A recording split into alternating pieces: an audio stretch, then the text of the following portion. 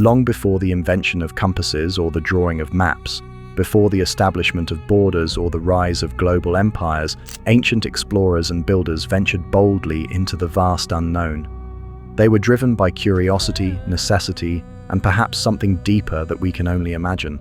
These remarkable people left behind ruins that whisper stories across millennia, ideas that continue to shape our understanding of the world, and objects that still puzzle scholars today with their mysterious purposes and origins. Imagine standing in the gentle morning light, looking out over landscapes that once knew the footsteps of Carthaginian sailors, Roman soldiers, and Egyptian architects. Picture the excitement of discovery, the careful planning of impossible journeys, and the determination to build something lasting in an uncertain world. These ancient voices call to us through time, inviting us to walk alongside them on their remarkable adventures.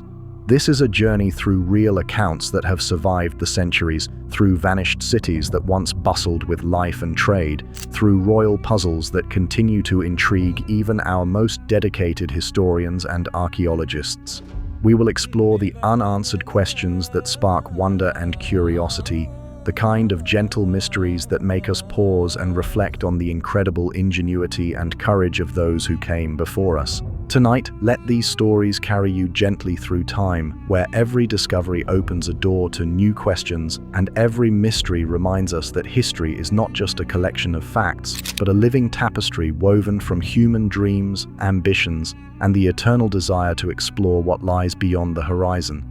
Rest now, and let your imagination wander through these ancient pathways, where wonder awaits around every corner. In the soft twilight of ancient memory, when the world was vast and largely unmapped, there lived explorers whose courage seems almost mythical to us today. These were people who looked beyond familiar horizons and dared to sail into waters that had never known the touch of their particular ships, who walked across deserts that stretched endlessly toward uncertainty, and who returned with tales that would echo through generations. Their stories come to us like gentle whispers across time, carrying the scent of sea spray and desert winds, the excitement of discovery, and the profound human need to understand what lies beyond the next hill, the next wave, the next star on the horizon. In those ancient days, when navigation relied on the positions of stars and the direction of seasonal winds, when maps were rare treasures drawn from memory and oral tradition, the act of exploration required not just physical courage but an almost spiritual faith in the unknown. These early adventurers possessed something that transcends time and culture, the willingness to leave the safety of the familiar and venture into mystery, driven by curiosity that burned brighter than their fear of the unknown. Let us begin our gentle journey with a remarkable Carthaginian admiral named Hanno the Navigator, who lived in the 5th century before the Common Era. Picture him standing on the deck of his ship in the early morning hours, the salt spray catching the golden light of dawn as he gazed westward toward the coast of Africa. The Mediterranean behind him held all the familiar comforts of home. The bustling ports of Carthage with their markets full of exotic goods, the well-known shipping routes that connected civilization, the predictable seasons that governed trade and travel. But Hanno was not merely a sailor, but a visionary, commissioned by his people to explore the unknown reaches beyond the familiar Mediterranean world. He carried with him not just supplies and crew, but the hopes and curiosity of an entire civilization. The Carthaginians were master traders, their wealth built on understanding new markets and establishing connections with distant peoples. Yet even for these experienced maritime people, Hanno's mission represented a leap into the truly unknown.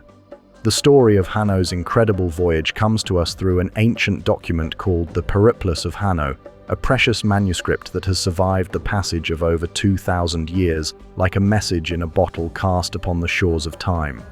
This remarkable text, preserved in a Greek version that scholars treasure today, tells us of an expedition that would take Hanno and his fleet far beyond the comfortable boundaries of the known world, into territories that no Carthaginian had ever seen.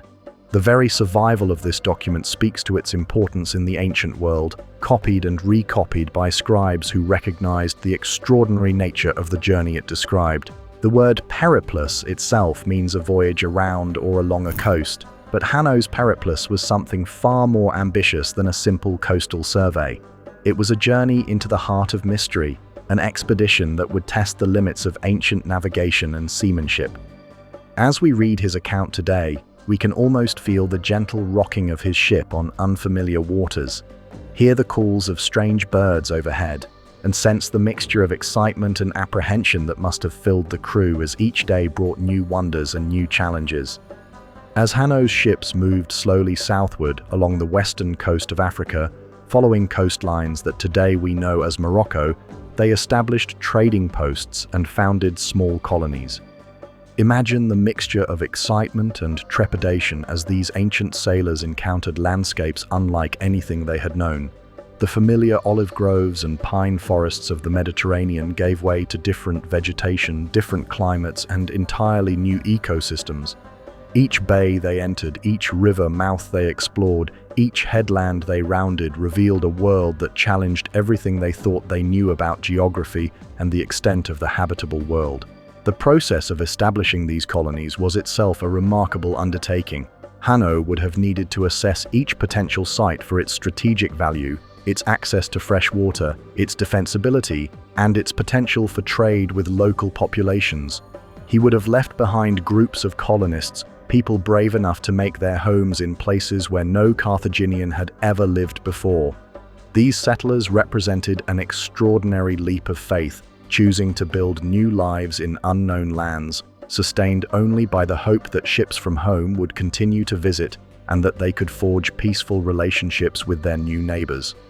But perhaps the most fascinating part of Hanno's journey came when his expedition encountered something that filled them with wonder and perhaps a touch of fear.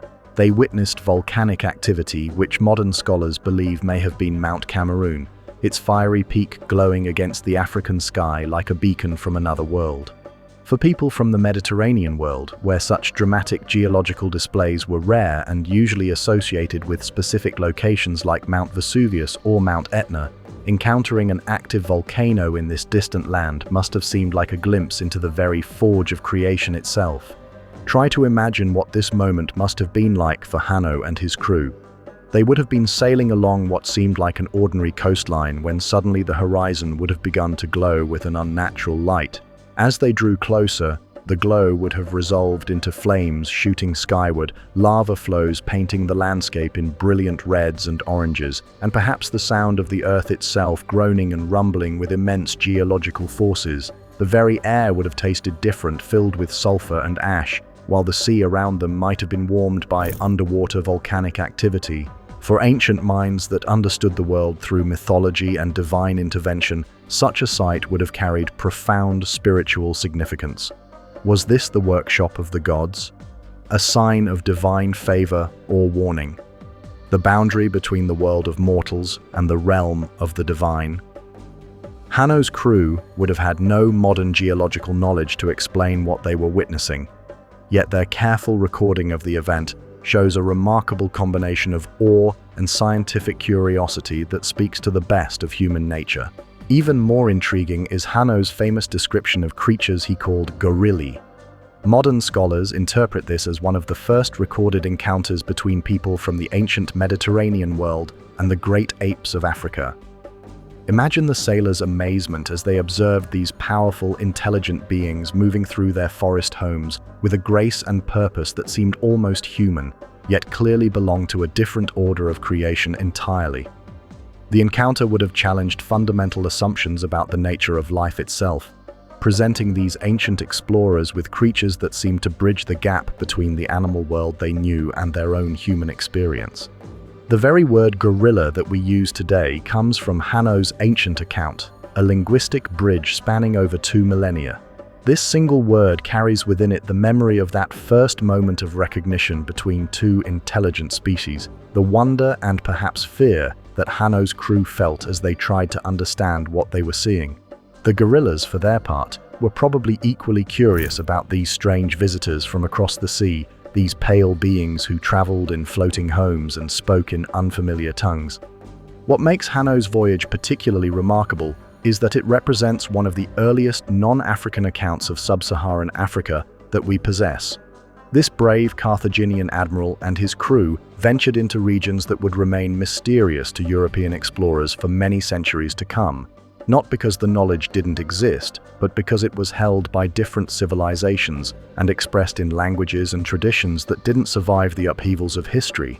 Their journey reminds us that the ancient world was far more connected and adventurous than we sometimes imagine, that the barriers we assume existed between different regions were often more permeable than we think. The impact of Hanno's voyage extended far beyond the immediate geographical knowledge it provided. His expedition opened new trade routes, established diplomatic contacts with African peoples, and expanded Carthaginian influence along a coast that would prove strategically and economically important for centuries to come. The colonies he founded became stepping stones for further exploration, bases from which later expeditions could venture even deeper into the unknown. His voyage also provided inspiration for countless other explorers, proof that the limits of the known world were not fixed barriers but challenges waiting to be overcome by courage, skill, and determination. Now let your mind drift eastward across the Mediterranean, following the warm evening breeze toward the mighty Roman Empire at the height of its power and curiosity about the world beyond its borders. Around 50 years after the Common Era began, during the reign of emperors who saw themselves as rulers not just of Rome, but of the civilized world, there lived a Roman soldier and explorer named Septimius Flaccus. His story is more fragmentary than Hanno's, preserved mainly in later Roman and Arab geographical writings like pieces of a puzzle scattered across the centuries, but it speaks to the same spirit of adventure and discovery that drove ancient explorers to push beyond the known world. Septimius Flaccus reportedly undertook an extraordinary journey across the vast Sahara Desert, that great sea of sand that separates the Mediterranean world from the heart of Africa. His destination was a great lake in the interior of the continent, which modern geographers believe to have been Lake Chad, a body of water that even today remains one of Africa's most significant geographical features. Picture this Roman explorer, perhaps accompanied by local guides who knew the secret paths through the desert, making his way across landscapes of stunning beauty and harsh challenge that tested every aspect of human endurance and determination. The journey that Septimius Flaccus undertook would have required months of careful planning and preparation that staggers the imagination. The Sahara, even today with all our modern technology, satellite navigation, and mechanized transport, remains one of the world's most challenging environments.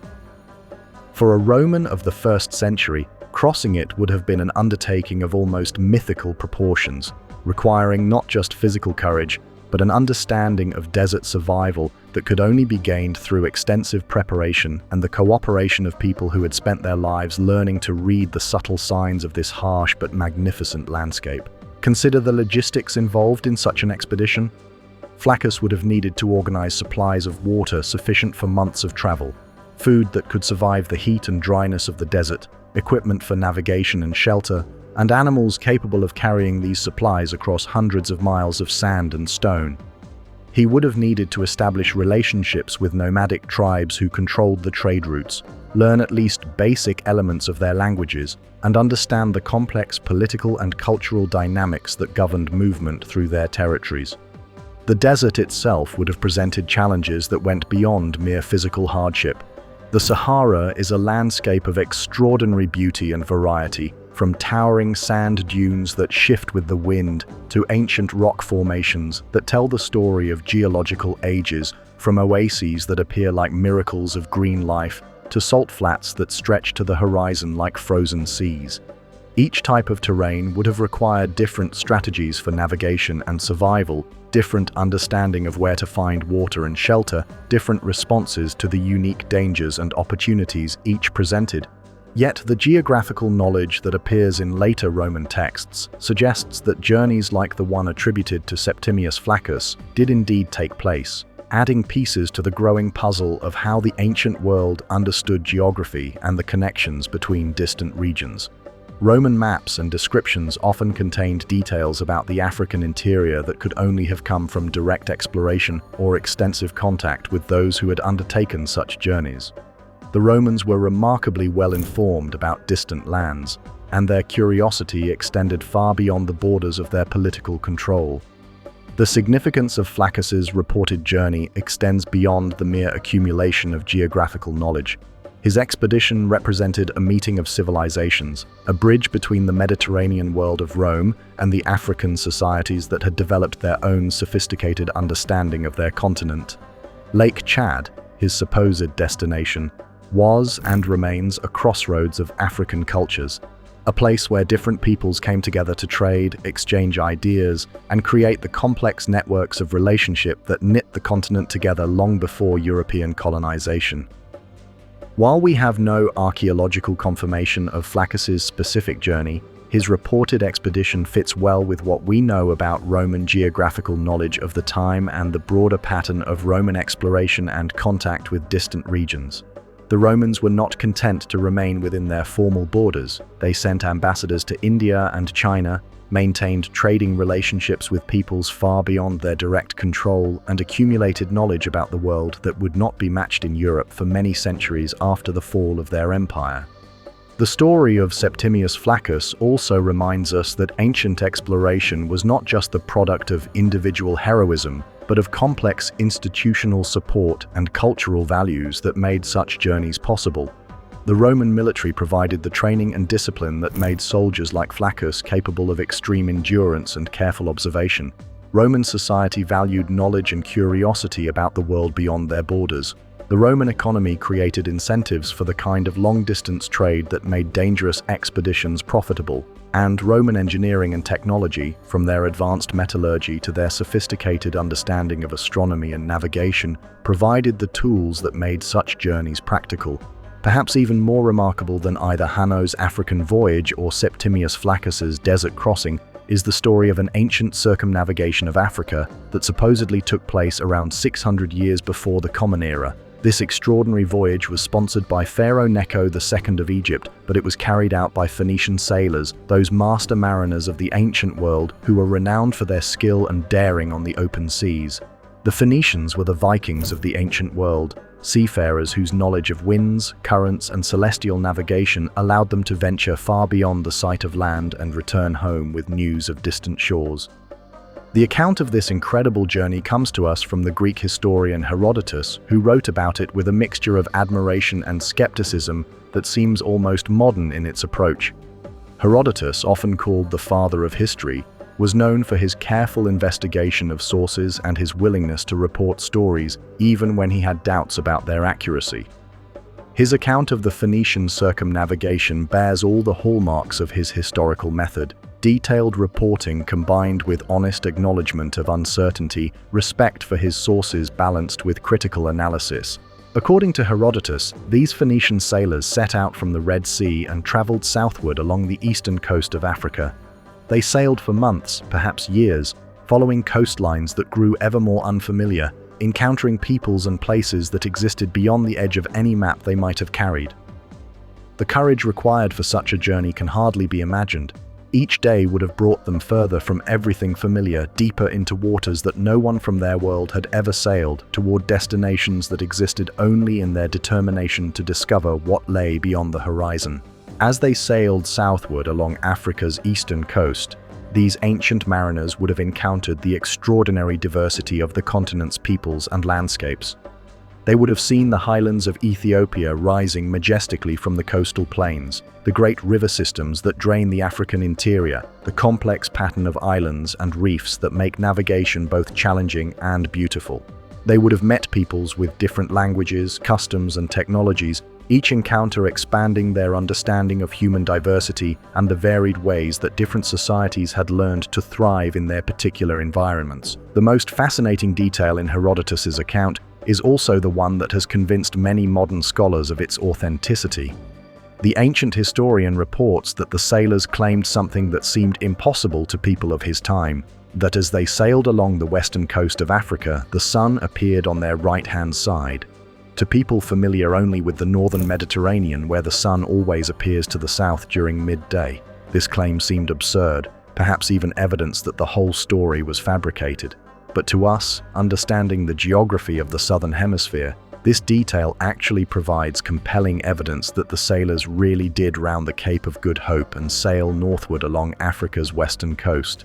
This single detail, preserved across more than 2,000 years, offers us a glimpse into one of the most remarkable voyages in human history.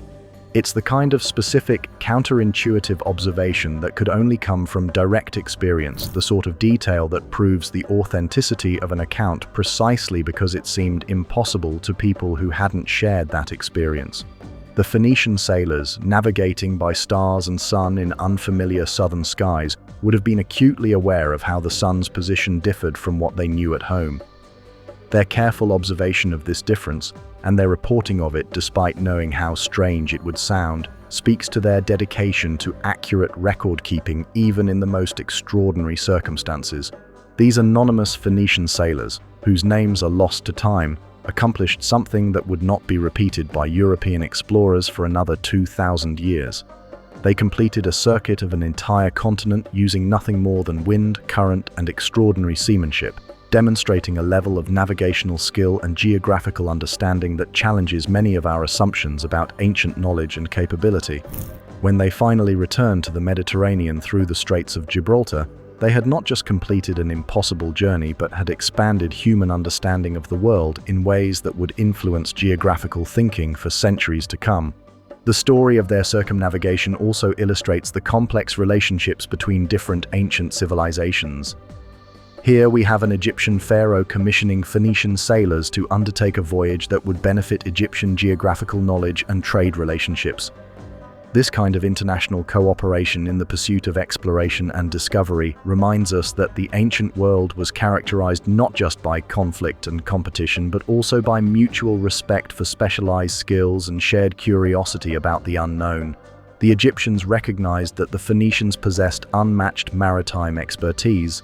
The Phoenicians were willing to undertake extreme risks in service of Egyptian ambitions, and both cultures benefited from the expansion of geographical knowledge that resulted.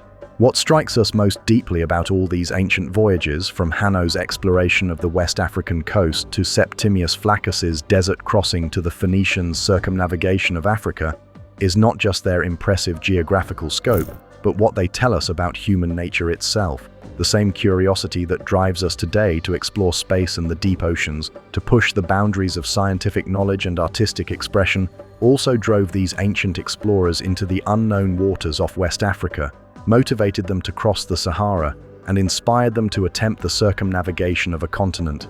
These explorers remind us that the boundaries between the known and unknown have always been shifting, that what seems impossible in one age becomes the foundation for discovery in the next. They ventured into uncertainty not because they had better technology than their contemporaries, but because they possessed something equally valuable: the courage to transform curiosity into action, to turn wonder into exploration, to risk everything for the chance to expand human knowledge and understanding.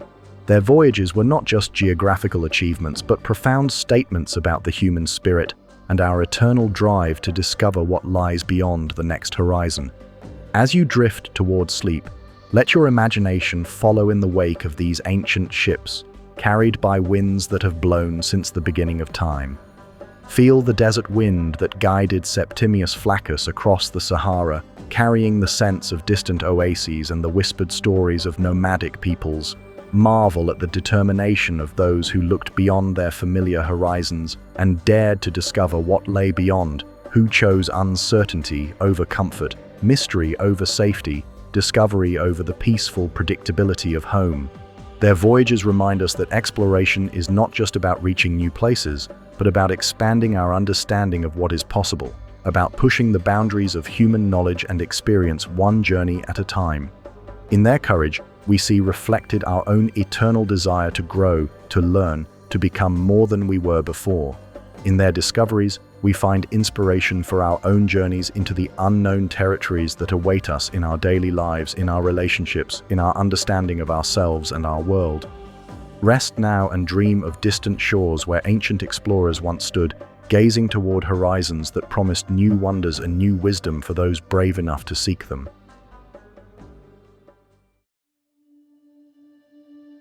There is something deeply moving about a lost city, something that speaks to our souls in ways that perfectly preserved monuments cannot. Perhaps it is the mystery itself that calls to us, the tantalizing possibility that beneath our feet or just beyond the next hill lies a place where people once lived, loved, worked, and dreamed. now waiting patiently for rediscovery. These vanished cities represent more than mere archaeological curiosities. They are time capsules of human ambition, repositories of forgotten wisdom, and reminders that even the mightiest civilizations can slip into the realm of legend. In the gentle evening light of our imagination, let us walk together through the stories of cities that once stood proud against the sky but now exist only in ancient texts and the careful speculation of scholars. These are places where the morning sun once illuminated busy marketplaces, where children played in streets that have since returned to dust, where great decisions were made in palaces that have vanished so completely that we cannot even say with certainty where they stood. Our journey begins in the ancient land of Mesopotamia, that fertile crescent between the Tigris and Euphrates rivers where civilization itself first took root and flourished. Here, in what is now the modern nation of Iraq, once stood a city so magnificent and powerful that its very name became synonymous with empire, a place that controlled trade routes stretching from the Mediterranean to the Persian Gulf and commanded the loyalty of peoples across the known world. This was Akkad, the capital of what scholars consider to be the world's first true empire, yet today it remains one of archaeology's most tantalizing mysteries. A city that ruled the ancient world but has somehow managed to hide itself so completely that despite decades of searching, we still cannot say with certainty where it once stood. The story of Akkad begins with one of history's most remarkable figures, a man whose life reads like something from legend but whose existence is confirmed by numerous historical sources. Sargon of Akkad lived around 2340 years before the Common Era, in an age when the world was still young and the possibilities for human achievement seemed limitless. According to the stories that have come down to us, Sargon was born in humble circumstances, perhaps even abandoned as an infant and raised by a gardener, yet he rose to become one of the most powerful rulers the world had ever seen. Sargon's rise to power marked a turning point in human history, the moment when the scattered city-states of Mesopotamia were first united under a single ruler, creating something unprecedented, a multi-ethnic empire that stretched across vast distances and encompassed peoples of different languages, customs, and traditions. From his capital at Akkad, Sargon commanded armies that conquered cities throughout Mesopotamia and beyond, establishing the first empire in human history and creating a model of imperial organization that would influence rulers for millennia to come. The Akkadian Empire that Sargon founded was more than just a military conquest. It represented a new way of thinking about political organization and cultural identity. For the first time in history, diverse peoples were brought together under a common administration, unified by shared laws and connected by trade networks that spanned continents. The Akkadian language became the diplomatic tongue of the ancient world, used for international correspondence from Egypt to Iran, while Akkadian culture blended elements from many different traditions to create something entirely new and remarkably sophisticated. Yet despite the overwhelming historical evidence for Akkad's existence and importance, despite the thousands of cuneiform tablets that mention the city and the detailed records of its rulers and their achievements, the physical location of this great capital remains unknown. Modern archaeologists have searched extensively throughout central Iraq, following every clue provided by ancient texts and using the most advanced techniques available to contemporary science. Satellite imagery has revealed countless archaeological sites in the region between Baghdad and Samarra, where most scholars believe Akkad must have been located, yet none of these sites has yielded definitive evidence of the great capital. The search for Akkad represents one of archaeology's most persistent challenges and greatest hopes. Teams of scholars have spent decades analyzing ancient geographical references, studying the patterns of settlement in Mesopotamia, and conducting careful surveys of promising locations. They have used ground-penetrating radar to peer beneath the earth without disturbing the surface, employed satellite photography to identify subtle variations in vegetation that might indicate buried structures, and applied computer modeling to simulate ancient river courses and trade routes that might reveal where such an important city would most likely have been built. The mystery of Akkad's location is made more poignant by our detailed knowledge of its history and culture. We know the names of its rulers, the extent of its territories, the nature of its administration, and the reasons for its eventual decline. We can read the correspondence of its diplomats, study the records of its merchants, and admire the artworks created by its craftsmen. We know that it was a cosmopolitan city where people from many different backgrounds came together to trade, learn, and create. We know that it housed magnificent palaces and temples, that its streets were filled with the sounds of dozens of different languages, and that its markets offered goods from across the known world. Yet this great city, which once stood at the center of the civilized world and controlled the destinies of millions of people, has managed to hide itself so completely that we cannot even point to a particular hill or valley and say with confidence that here, in this place, Sargon once held court and the first empire in history was governed. The irony is profound. We know more about Akkad's political history than we do about many cities whose ruins we can visit today, yet the physical reality of the place remains tantalizingly beyond our reach. The continued search for Akkad represents more than academic curiosity. It embodies our deep human need to connect with our past, to stand in the places where our ancestors made the decisions and achieved the breakthroughs that shape the world we inhabit today. When archaeologists finally locate Akkad, if they ever do, it will be more than just another archaeological discovery. It will be a moment of reunion with one of the foundational chapters of human civilization, a chance to walk the streets where empire was first conceived and to touch the stones that witnessed the birth of our modern world. From the lost empire of Akkad, let us turn our attention to another mystery that has captivated scholars and dreamers for generations, a puzzle that brings us face to face with one of ancient Egypt's most remarkable figures.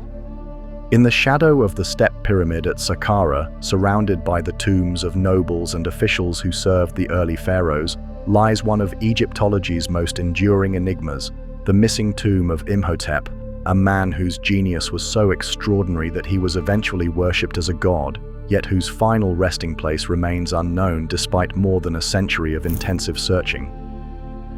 Imhotep lived during the Third Dynasty of ancient Egypt, roughly 4,700 years ago, in an era when the Great Pyramids had not yet been built, and Egyptian civilization was still developing the architectural and engineering skills that would create some of humanity's most enduring monuments. He served as chancellor to Pharaoh Djoser, holding a position of enormous responsibility and influence in the royal court, but his claim to immortality rests on something far more remarkable than political power.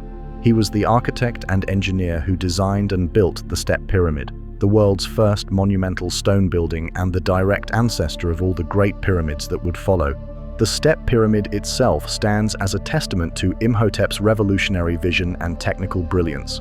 Before his time, Egyptian royal tombs were low, rectangular structures called mastabas, built of mud brick and designed to blend harmoniously with the desert landscape.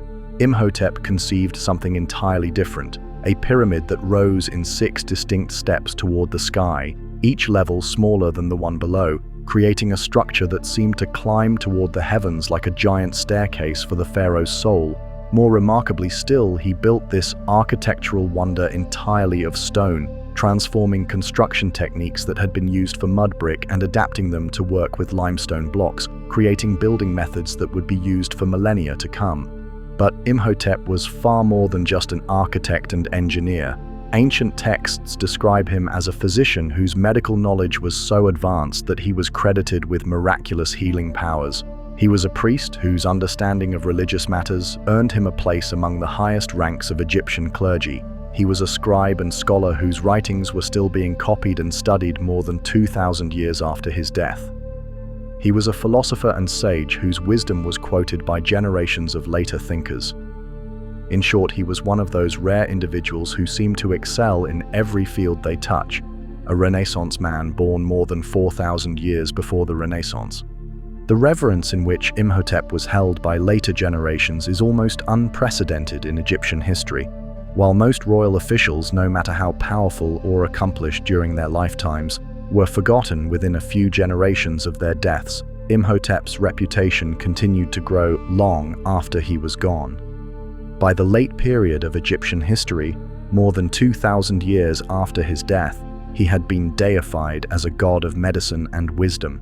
Temples were built in his honor, pilgrims traveled from across the Mediterranean world to seek his healing intercession, and his cult rivaled those of the greatest gods of the Egyptian pantheon. The Greeks, those master adopters and adapters of other cultures' wisdom, identified Imhotep with their own god of medicine, Asclepius, recognizing in this ancient Egyptian sage a kindred spirit whose knowledge transcended cultural boundaries.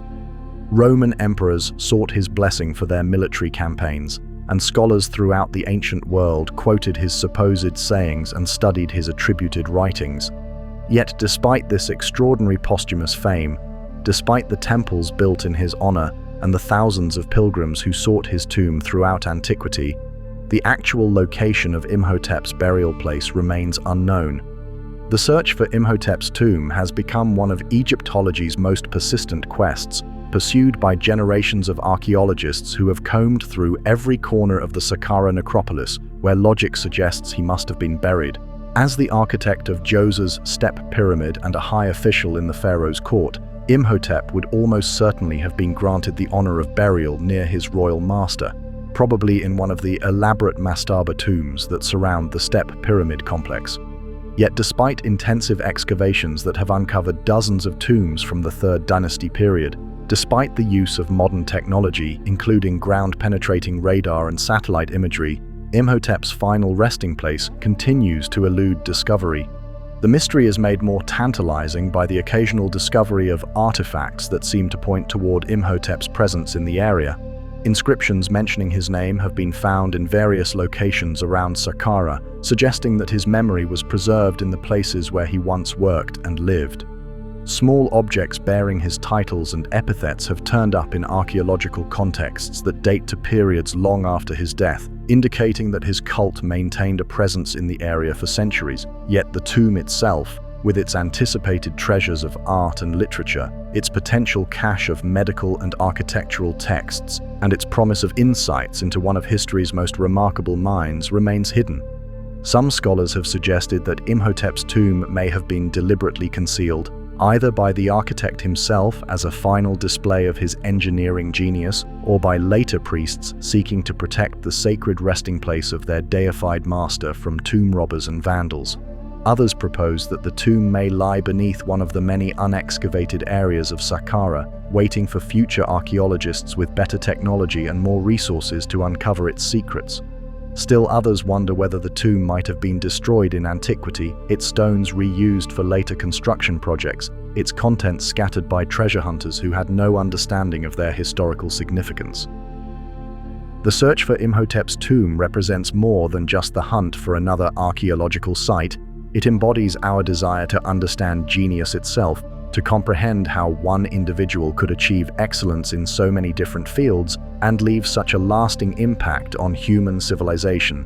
When archaeologists finally locate Imhotep's burial place, if they ever do, it will offer unprecedented insights into the intellectual life of early dynastic Egypt, the development of architectural and medical knowledge in the ancient world, and the ways in which exceptional individuals have always pushed the boundaries of human possibility.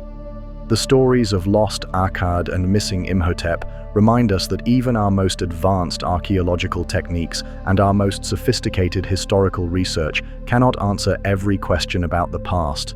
There are still mysteries waiting to be solved, still discoveries that could revolutionize our understanding of ancient civilizations, still places where the patient Earth holds secrets that could illuminate the deepest questions about human nature and achievement. Perhaps the most profound lesson of these vanished places is not that they are lost, but that they continue to inspire us to search. In looking for Akkad, we honor the memory of Sargon and his pioneering empire. In seeking Imhotep's tomb, we pay tribute to a genius whose innovations still influence our world today. In pursuing these mysteries, we affirm our belief that the past has valuable lessons to teach us, that understanding our ancestors can help us understand ourselves, and that the human story is far richer and more complex than we often imagine.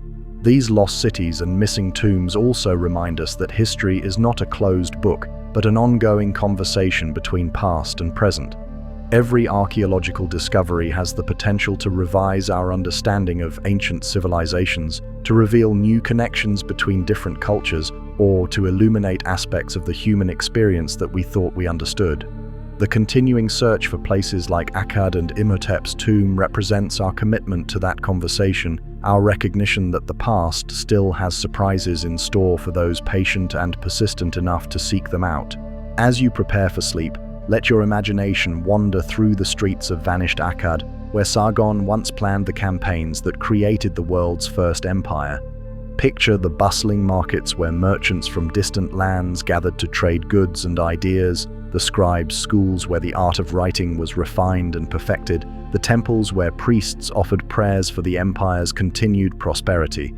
Think of Imhotep in his workshop, surrounded by the plans and models that would give birth to the world's first monumental stone architecture, his brilliant mind bridging the gap between vision and reality, between dream and enduring achievement. These lost places live on in our imagination and our continued search for understanding. They remind us that every generation has the opportunity to uncover new truths about the past, to make discoveries that connect us more deeply with our shared human heritage. In seeking them, we honor not just the memory of those who built them, but our own commitment to learning, growing, and understanding the remarkable story of human civilization.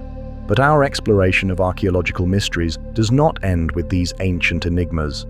Let us venture now into other realms of wonder, where the boundary between archaeology and mystery becomes delightfully blurred, where ancient artifacts pose questions that challenge our understanding of past civilizations and their capabilities. These objects, discovered in tombs and buried cities around the world, remind us that our ancestors were far more creative, ingenious, and surprising than we often give them credit for. In the vast necropolis of Saqqara, that same ancient cemetery where Imhotep's tomb remains hidden, archaeologists have uncovered thousands of artifacts that speak to the daily lives, religious beliefs, and artistic achievements of ancient Egypt. Among these discoveries, one small object has captured the imagination of researchers and enthusiasts alike, sparking debates that continue to this day about the nature of ancient knowledge and the possibility that our predecessors understood principles of physics and engineering that we are only now beginning to appreciate. This remarkable artifact is known today as the Saqqara bird, a small wooden object discovered in a tomb dating to approximately 200 years before the Common Era. At first glance, it appears to be a simple bird figure, the kind of animal-shaped amulet that was common in Egyptian burial contexts, designed to provide magical protection or symbolic guidance for the deceased in their journey through the afterlife. The object measures only about 6 inches in length and weighs just a few ounces, small enough to hold comfortably in one hand, yet its peculiar shape has inspired theories ranging from the mundane to the extraordinary. What makes the Saqqara bird so intriguing is not just its general bird-like appearance, but the specific details of its construction that seem oddly reminiscent of modern aircraft design. The body is streamlined and aerodynamic, tapering smoothly from a rounded nose to a pointed tail. The wings are positioned in a way that suggests careful consideration of balance and lift, while the tail section features what appears to be a vertical stabilizer, much like those found on contemporary airplanes. Most remarkably, the entire object displays a level of mathematical precision in its proportions that suggests its creators understood principles of aerodynamics that were not formally discovered by Western science until the late 19th and early 20th centuries. These unusual characteristics have led some researchers to propose that the Saqqara bird represents evidence of advanced technological knowledge in ancient Egypt, perhaps even proof that the ancients possessed the ability to build and operate flying machines thousands of years before the Wright brothers achieved their historic flight at Kitty Hawk. Proponents of this theory point to the object's aerodynamic efficiency, which has been tested in wind tunnels and found to possess genuine flight characteristics when properly balanced and launched. They argue that such sophisticated understanding of aerodynamic principles could not have been achieved by accident, that it must represent deliberate experimentation with the possibilities of human flight. However, mainstream Egyptologists and archaeologists approach the Saqqara bird with considerably more caution, viewing it through the lens of established knowledge about ancient Egyptian culture, religious beliefs, and artistic traditions. They point out that bird imagery was extremely common in Egyptian art and religion, where various species were associated with different gods and goddesses and were believed to possess specific magical properties. Falcons, in particular, were sacred to the god Horus, one of the most important deities in the Egyptian pantheon, and falcon-shaped amulets were among the most popular protective charms placed in tombs. From this more conventional perspective, the Saqqara bird is most likely a ceremonial falcon figure, perhaps designed to invoke the protection of Horus for the deceased, or possibly a sophisticated toy created for the entertainment of children in wealthy families. Its aerodynamic properties, while genuinely impressive, are seen as the result of ancient craftsmen's careful observation of real birds and their intuitive understanding of the shapes and proportions that enable flight in nature. Rather than representing advanced technological knowledge, the object demonstrates the remarkable skill and attention to detail that characterized Egyptian craftsmanship at its finest. The debate over the Saqqara bird illustrates a broader tension in archaeology between the desire to credit ancient civilizations with remarkable achievements and the need to interpret artifacts within their proper historical and cultural contexts. It reminds us that the past is full of surprises, that ancient peoples were capable of creating objects whose sophistication sometimes surpasses our expectations, but also that we must be careful not to project our own technological assumptions onto cultures that operated according to very different principles and priorities. This same tension between wonder and scholarly caution appears again when we consider another category of mysterious artifacts that has puzzled archaeologists for generations: the enigmatic bronze objects known as Roman dodecahedrons. These fascinating artifacts, dating from the 2nd to 4th centuries of the Common Era, have been discovered at more than 100 archaeological sites across the former Roman provinces of France, Germany, Britain, and the Low Countries, yet despite their wide distribution and obvious importance to their original owners, their purpose remains completely unknown. Each Roman dodecahedron is a bronze object shaped like a 12-sided geometric figure, with each face featuring a circular hole of a different diameter. The objects vary in size from small examples that fit comfortably in the palm of the hand to larger specimens that require both hands to hold, but they all share the same basic design principles: 12 pentagonal faces, each pierced by a circular opening with small knobs or protrusions at the corners where the faces meet. The craftsmanship is invariably excellent, suggesting that these objects were valued possessions rather than crude utilitarian tools, yet their function remains as mysterious today as it was when the first examples were discovered by archaeologists in the 19th century. The mystery of the Roman dodecahedrons is deepened by the complete absence of any reference to them in surviving Roman literature.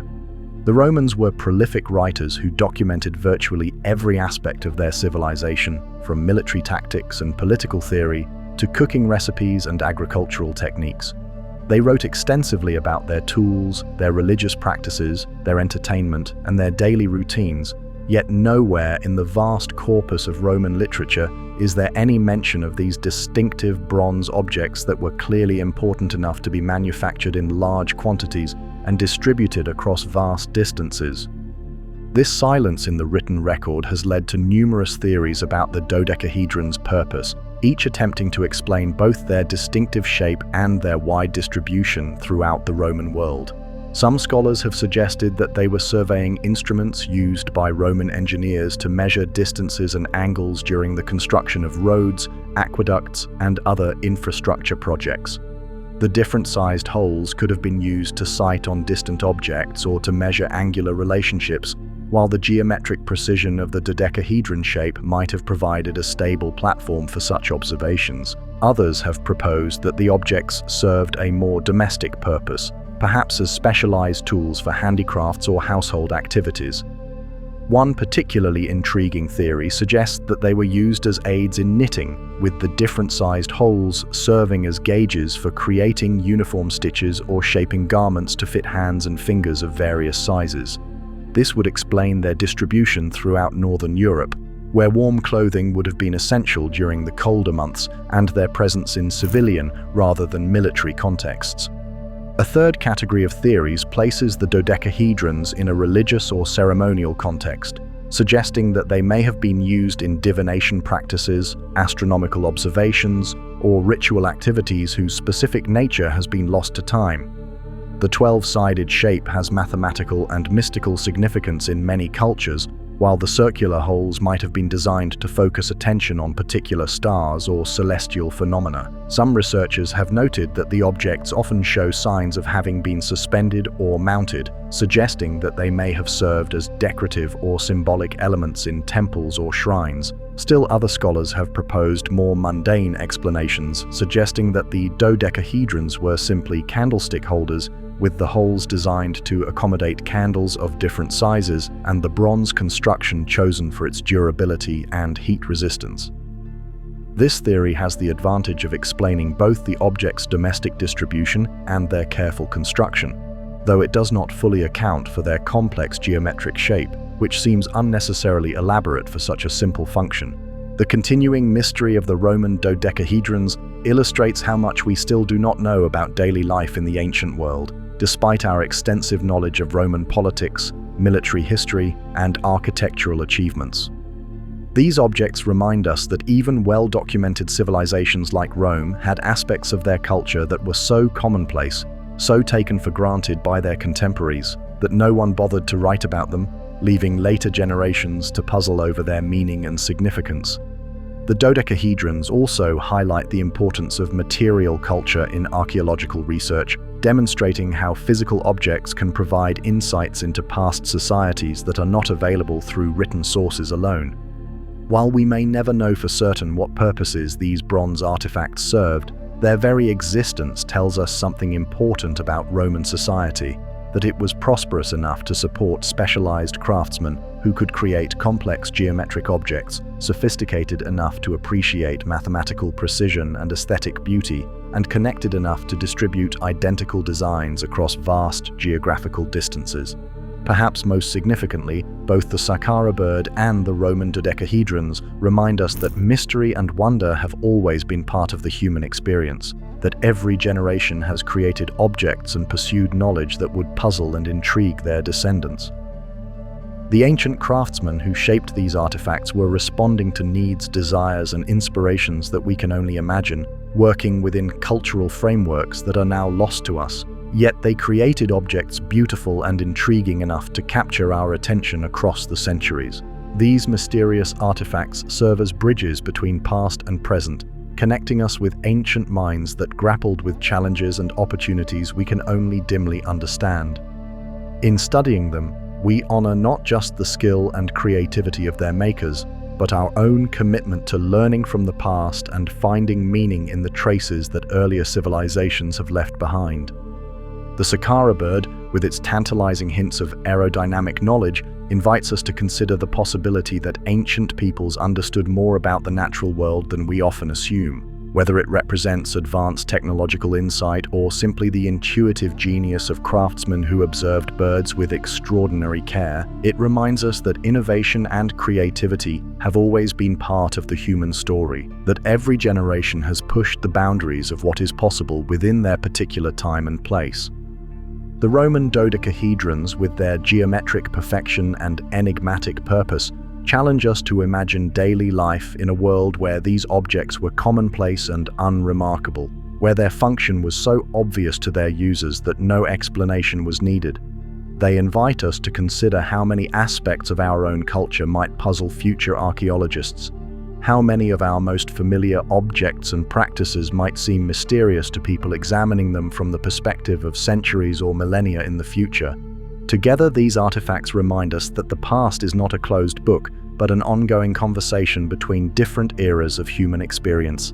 Every archaeological discovery has the potential to revise our understanding of ancient capabilities and achievements, to reveal new connections between different aspects of past cultures, or to illuminate universal themes that transcend the boundaries of time and geography.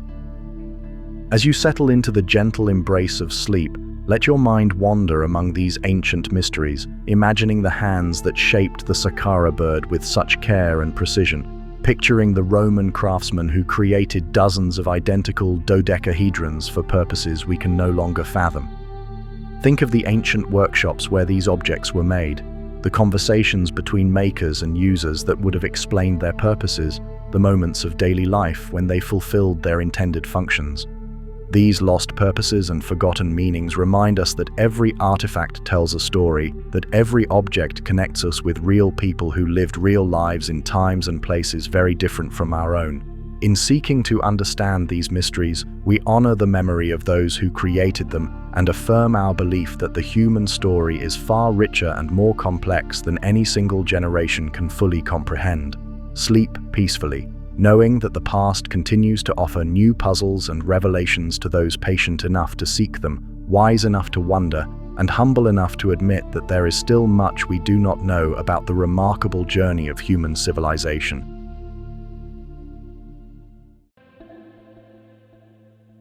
In the quiet moments before sleep, when the busy concerns of the day begin to fade and our minds turn toward deeper contemplations, there is perhaps no subject more fascinating than the eternal human quest to understand power, authority, and the delicate relationship between those who rule and those who are ruled. Throughout history, civilizations have grappled with fundamental questions that continue to shape our world today. What gives a ruler the right to govern?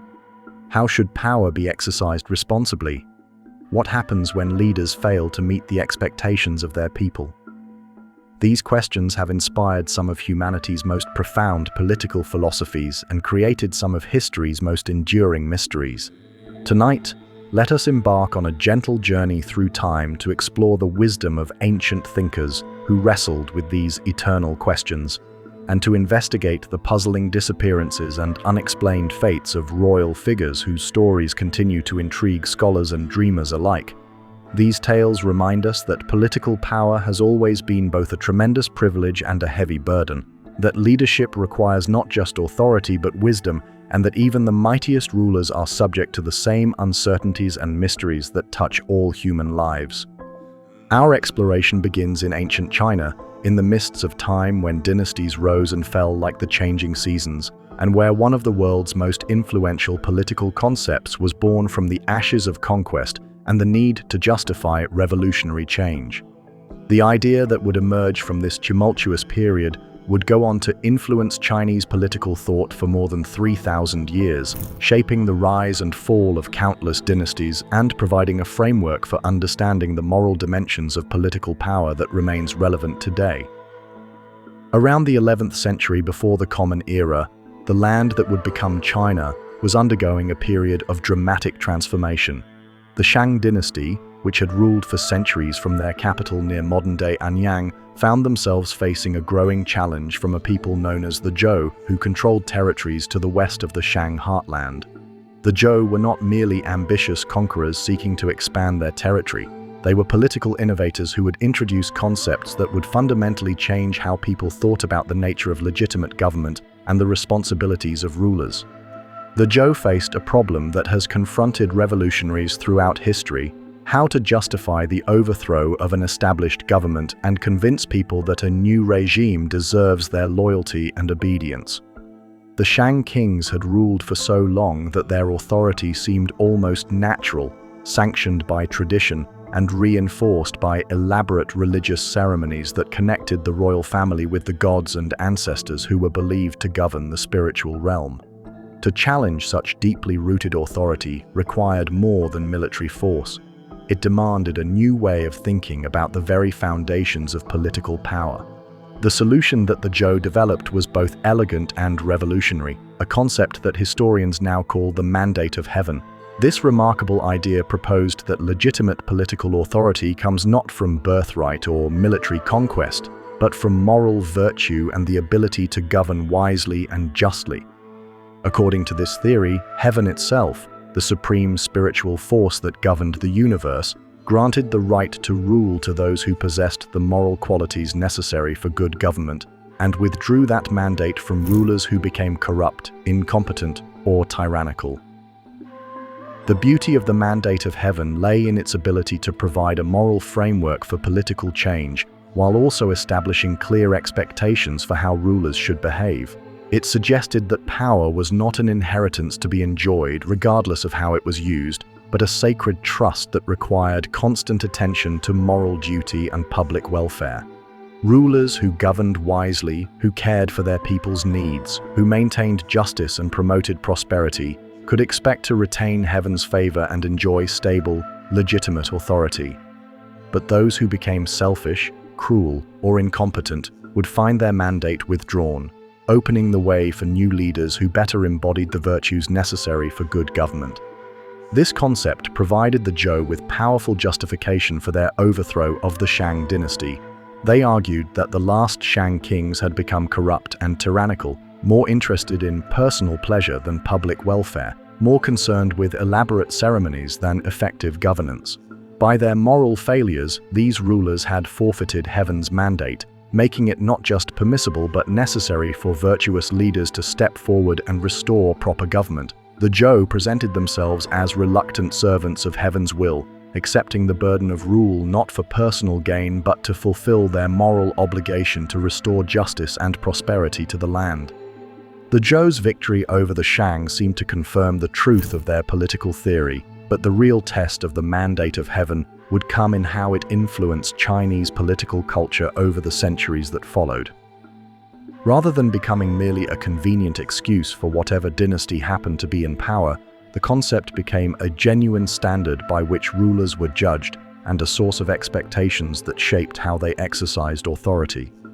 Chinese historians would regularly evaluate past dynasties according to whether they had maintained or lost the mandate of heaven, creating a tradition of political analysis that emphasized moral considerations alongside military and economic factors.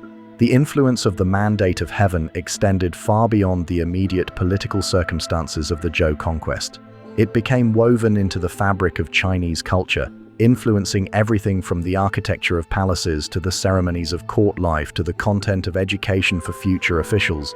The concept shaped Chinese understanding of natural disasters, which were often interpreted as signs that a dynasty was losing heaven's favor, and it influenced the development of Chinese historical writing, which regularly examined the rise and fall of dynasties through the lens of moral virtue and corruption.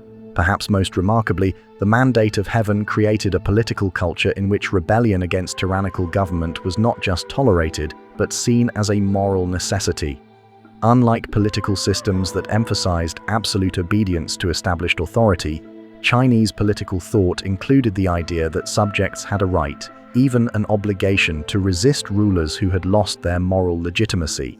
This did not lead to political chaos because the theory also emphasized that heaven's mandate was not easily or frequently withdrawn, and that successful rebellion required extraordinary virtue and clear evidence of dynastic failure. But it did create a political culture in which rulers understood that their authority depended ultimately on their moral behavior and their ability to serve the public good. The enduring influence of the mandate of heaven can be seen in how it continued to shape Chinese political thought long after the Zhou dynasty itself had fallen.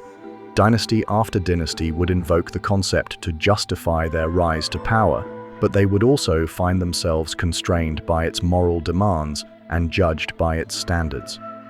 The idea that political authority must be earned through virtue rather than simply inherited or seized by force became one of the foundational principles of Chinese civilization, influencing everything from the selection and training of government officials to the ways in which ordinary people understood their relationship with political power. This ancient Chinese wisdom about the moral foundations of political authority speaks to universal human concerns about the nature of good government and the responsibilities of those who wield power over others. The mandate of heaven reminds us that political authority is not merely a matter of force or inheritance, but involves moral obligations that transcend personal interest or family loyalty. It suggests that legitimate government must serve the broader community rather than just the narrow interests of those in power, and that rulers who forget this fundamental truth do so at their own peril. From the philosophical heights of Chinese political theory, let us now turn our attention to a very different but equally fascinating aspect of ancient political culture: the evolution of royal titles and the ways in which language itself reflects changing concepts of authority and power. Our journey takes us to ancient Egypt, where we encounter a puzzle that has intrigued scholars for generations and reveals how even seemingly simple questions about historical terminology can open windows into the complex evolution of political institutions. When we think of ancient Egypt, one of the first words that comes to mind is pharaoh, the title we automatically associate with the god kings who ruled along the Nile for more than 3,000 years. We imagine pharaohs building pyramids, commanding vast armies, and presiding over the magnificent civilization that created some of history's most enduring monuments. Yet the history of this iconic title is far more complex and fascinating than most people realize, involving linguistic evolution, changing political concepts, and the gradual transformation of a simple word for house into one of the most recognizable symbols of royal authority in human history. The word pharaoh derives from the ancient Egyptian term per-aa, which originally meant nothing more grandiose than great house or palace. In the earliest periods of Egyptian history, this term referred specifically to the physical building where the king lived and held court, much as we might refer to the White House when talking about the American presidency or Downing Street when discussing the British government. It was a convenient way to refer to the center of royal power without necessarily naming the specific individual who happened to occupy the throne at any given moment. The transition from per-aa, meaning palace, to pharaoh, meaning king, represents a fascinating example of how language evolves to reflect changing political realities and cultural attitudes. During the Old Kingdom period, when the Great Pyramids were built and Egyptian civilization reached its first great flowering, kings were typically referred to by their personal names or by elaborate titles that emphasized their divine nature and cosmic responsibilities.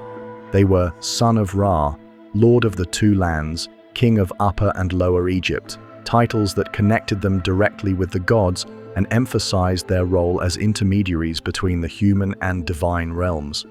It was only gradually, over many centuries, that per-aa began to be used not just to refer to the palace, but to the person who lived in it. This linguistic shift reflected broader changes in how Egyptians thought about royal authority and the relationship between the individual ruler and the institution of kingship. As the monarchy became more established and sophisticated, as court ceremonies became more elaborate and the royal household grew in size and complexity, the palace itself became an increasingly important symbol of royal power, and referring to the king through his dwelling place became a way of emphasizing the continuity and permanence of the institution rather than the mortality and humanity of any individual ruler.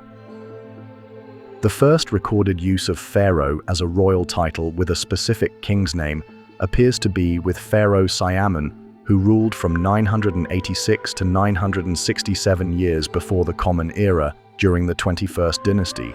This represents a remarkably late development in Egyptian royal titulature, occurring more than 2,000 years after the unification of Egypt under its first kings. By this time, Egyptian civilization had already experienced most of its greatest achievements, from the building of the pyramids to the expansion of empire under the New Kingdom pharaohs like Thutmose III and Ramesses II. However, some scholars argue that the term may have been used as a general royal title somewhat earlier, possibly first appearing during the reign of Thutmose III, who ruled from 1479 to 1425 years before the Common Era. Thutmose III was one of Egypt's greatest military leaders and empire builders, a pharaoh who expanded Egyptian control deep into Asia and Africa, and whose reign marked the height of Egyptian power and influence in the ancient world. If the title pharaoh did indeed emerge during his reign, it would be fitting that such an important innovation in royal terminology should be associated with one of Egypt's most successful and influential rulers. This means that some of the most famous and influential rulers in Egyptian history, including the legendary Menes or Narmer who first unified Egypt around 3,100 years before the Common Era, were never actually called pharaoh during their lifetimes. These early kings, whose achievements laid the foundation for one of history's longest-lasting civilizations, bore titles that emphasized their divine connections and their role as cosmic rulers, but they would not have recognized the term that we now consider inseparable from Egyptian kingship. The evolution of the term pharaoh illustrates how historical language and concepts develop in ways that can be quite different from what later generations might expect. It reminds us that many of the terms and categories we use to understand the past were not necessarily meaningful to the people who actually lived in those times, and that our modern understanding of historical periods and institutions is often shaped by linguistic and conceptual developments that occurred long after the events we are studying. This linguistic evolution also reflects the dynamic nature of ancient Egyptian civilization, which was not a static, unchanging culture, but a society that continuously adapted its institutions, ceremonies, and ways of understanding royal authority over the course of more than 3 millennia. The gradual adoption of pharaoh as a royal title represents just one example of how Egyptian culture evolved and transformed itself while maintaining fundamental continuities that allowed it to survive and flourish for far longer than any other ancient civilization. The story of the pharaoh title also highlights the importance of paying careful attention to historical details that might seem minor but actually reveal important truths about how ancient societies understood themselves and their institutions. The fact that early Egyptian kings were not called pharaohs does not diminish their historical importance or the significance of their achievements, but it does remind us that we must be careful not to impose later terminology and concepts on earlier periods without considering whether such usage is historically accurate. From the evolution of royal titles, let us turn our attention to one of ancient Egypt's most enduring mysteries, a puzzle that combines political intrigue, religious revolution, and archaeological detective work in a story that continues to captivate scholars and enthusiasts more than 3,000 years after the events it describes. This is the mystery of Queen Nefertiti, one of the most famous and enigmatic figures in Egyptian history, whose beautiful portrait bust has become an icon of ancient art, but whose ultimate fate remains one of Egyptology's most persistent unsolved cases. Nefertiti lived during one of the most tumultuous and fascinating periods in Egyptian history, the Amarna era of the late 18th dynasty, approximately 1350 years before the Common Era. She was the wife of Pharaoh Akhenaten, a ruler who attempted to revolutionize Egyptian religion and culture by introducing worship of a single god, the Aten, and by moving the capital from traditional Thebes to a new city called Akhetaten, modern-day Amarna. This period of radical religious and cultural experimentation lasted only about 17 years, but it left an indelible mark on Egyptian history and created mysteries that scholars are still trying to solve today. Queen Nefertiti appears to have played an unusually prominent role in her husband's revolutionary government. Unlike most Egyptian queens who typically remained in the background of official art and ceremonies, Nefertiti is depicted in temple reliefs and royal sculptures as an active participant in religious rituals, sometimes even performing ceremonies that were traditionally reserved for the pharaoh himself. She appears alongside Akhenaten in scenes of worship, family life, and state occasions, suggesting that she wielded considerable influence and may have served as something approaching a co-ruler rather than simply a royal consort.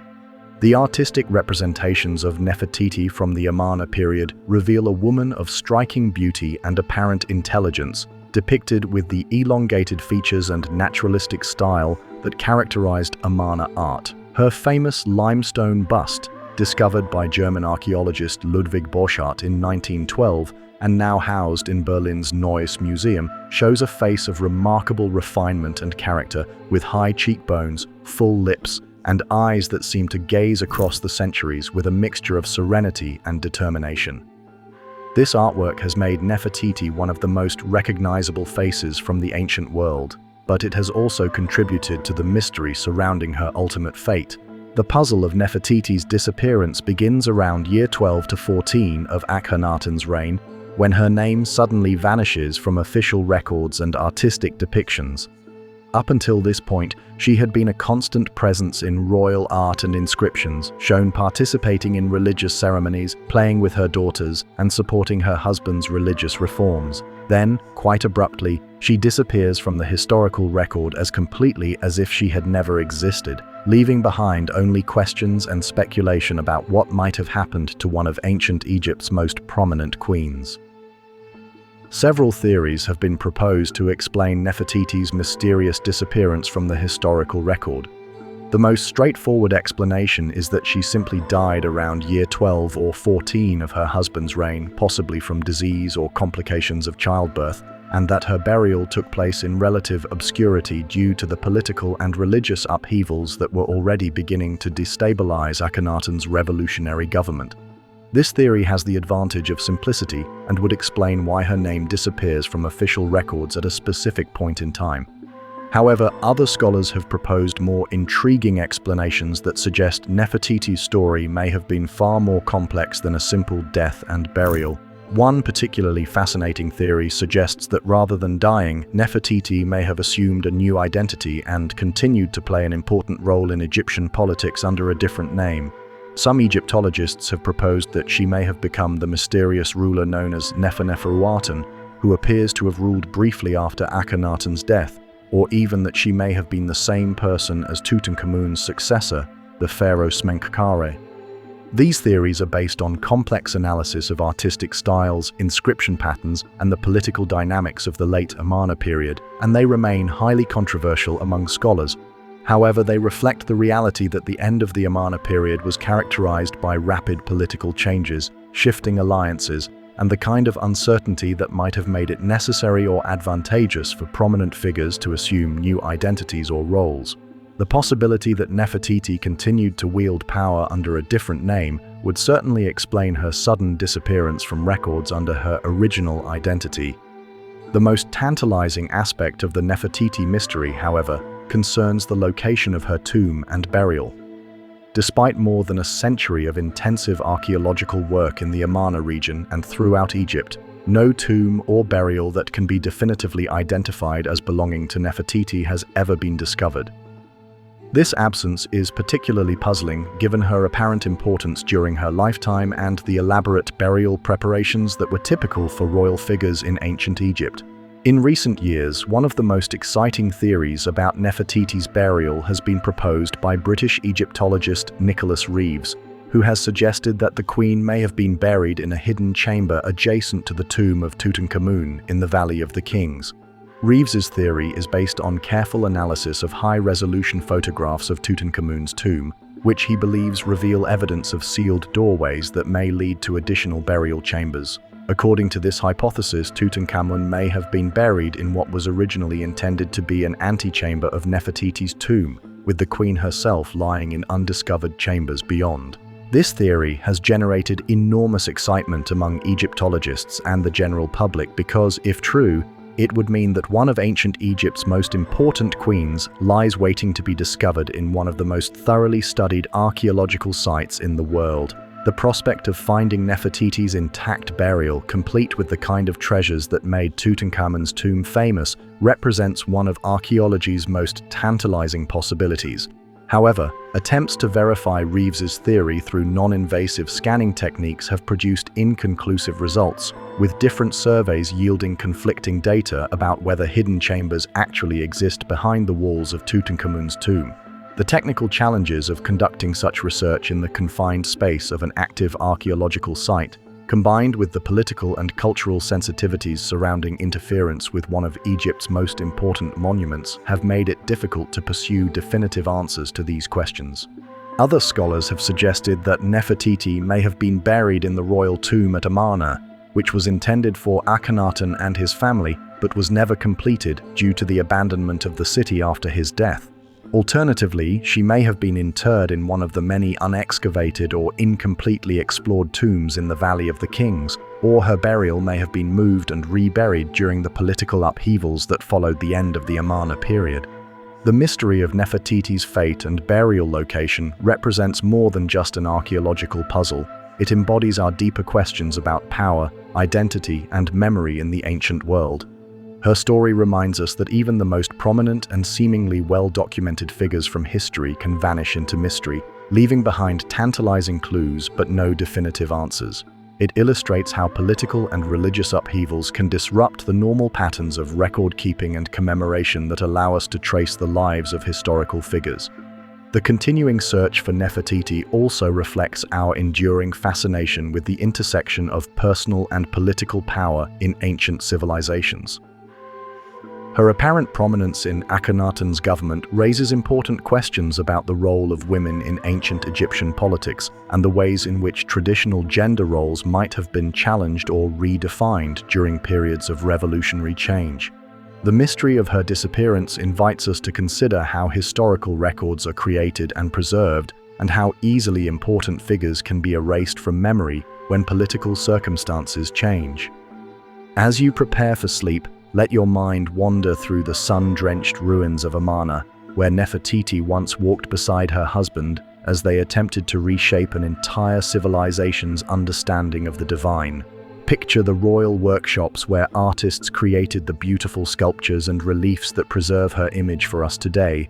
Imagine the palace chambers where she may have influenced decisions that affected millions of people. Envision the mystery that surrounds her final years and ultimate fate. These ancient mysteries of political philosophy and royal power remind us that the questions that challenged ancient thinkers continue to challenge us today. The Zhou concept of the mandate of heaven speaks to our ongoing struggles to understand the moral dimensions of political authority and the responsibilities that come with power. The evolution of the pharaoh title illustrates how language and concepts develop over time in ways that reflect changing cultural values and political realities. The mystery of Nefertiti's fate reminds us that even the most powerful and prominent figures in history remain subject to the same uncertainties and unanswered questions that touch all human lives. In contemplating these ancient puzzles, we honor not just the memory of those who grappled with them originally, but our own continuing efforts to understand the nature of power, authority, and human society. Sleep peacefully, knowing that the wisdom of ancient political philosophers and the mysteries of vanished queens continue to offer insights and inspiration to those who seek to understand the complex relationships between rulers and ruled, between individual ambition and collective good, between the exercise of power and the pursuit of justice.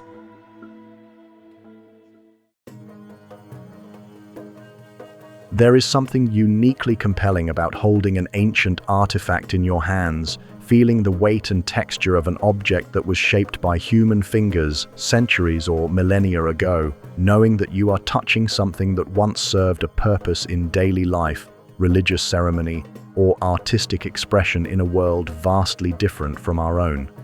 These objects serve as bridges across time, connecting us directly with the people who created them, used them, treasured them, and ultimately left them behind for us to discover and wonder about. Throughout the world, in museums and private collections, in archaeological storage rooms and display cases, rest thousands of artifacts that continue to puzzle and intrigue researchers decades or even centuries after their discovery. Some of these objects challenge our understanding of ancient technological capabilities, others suggest knowledge or beliefs that don't fit neatly into our conventional understanding of past civilizations, and still others simply remind us that human creativity and ingenuity have always found expression in forms that transcend our ability to fully categorize or comprehend.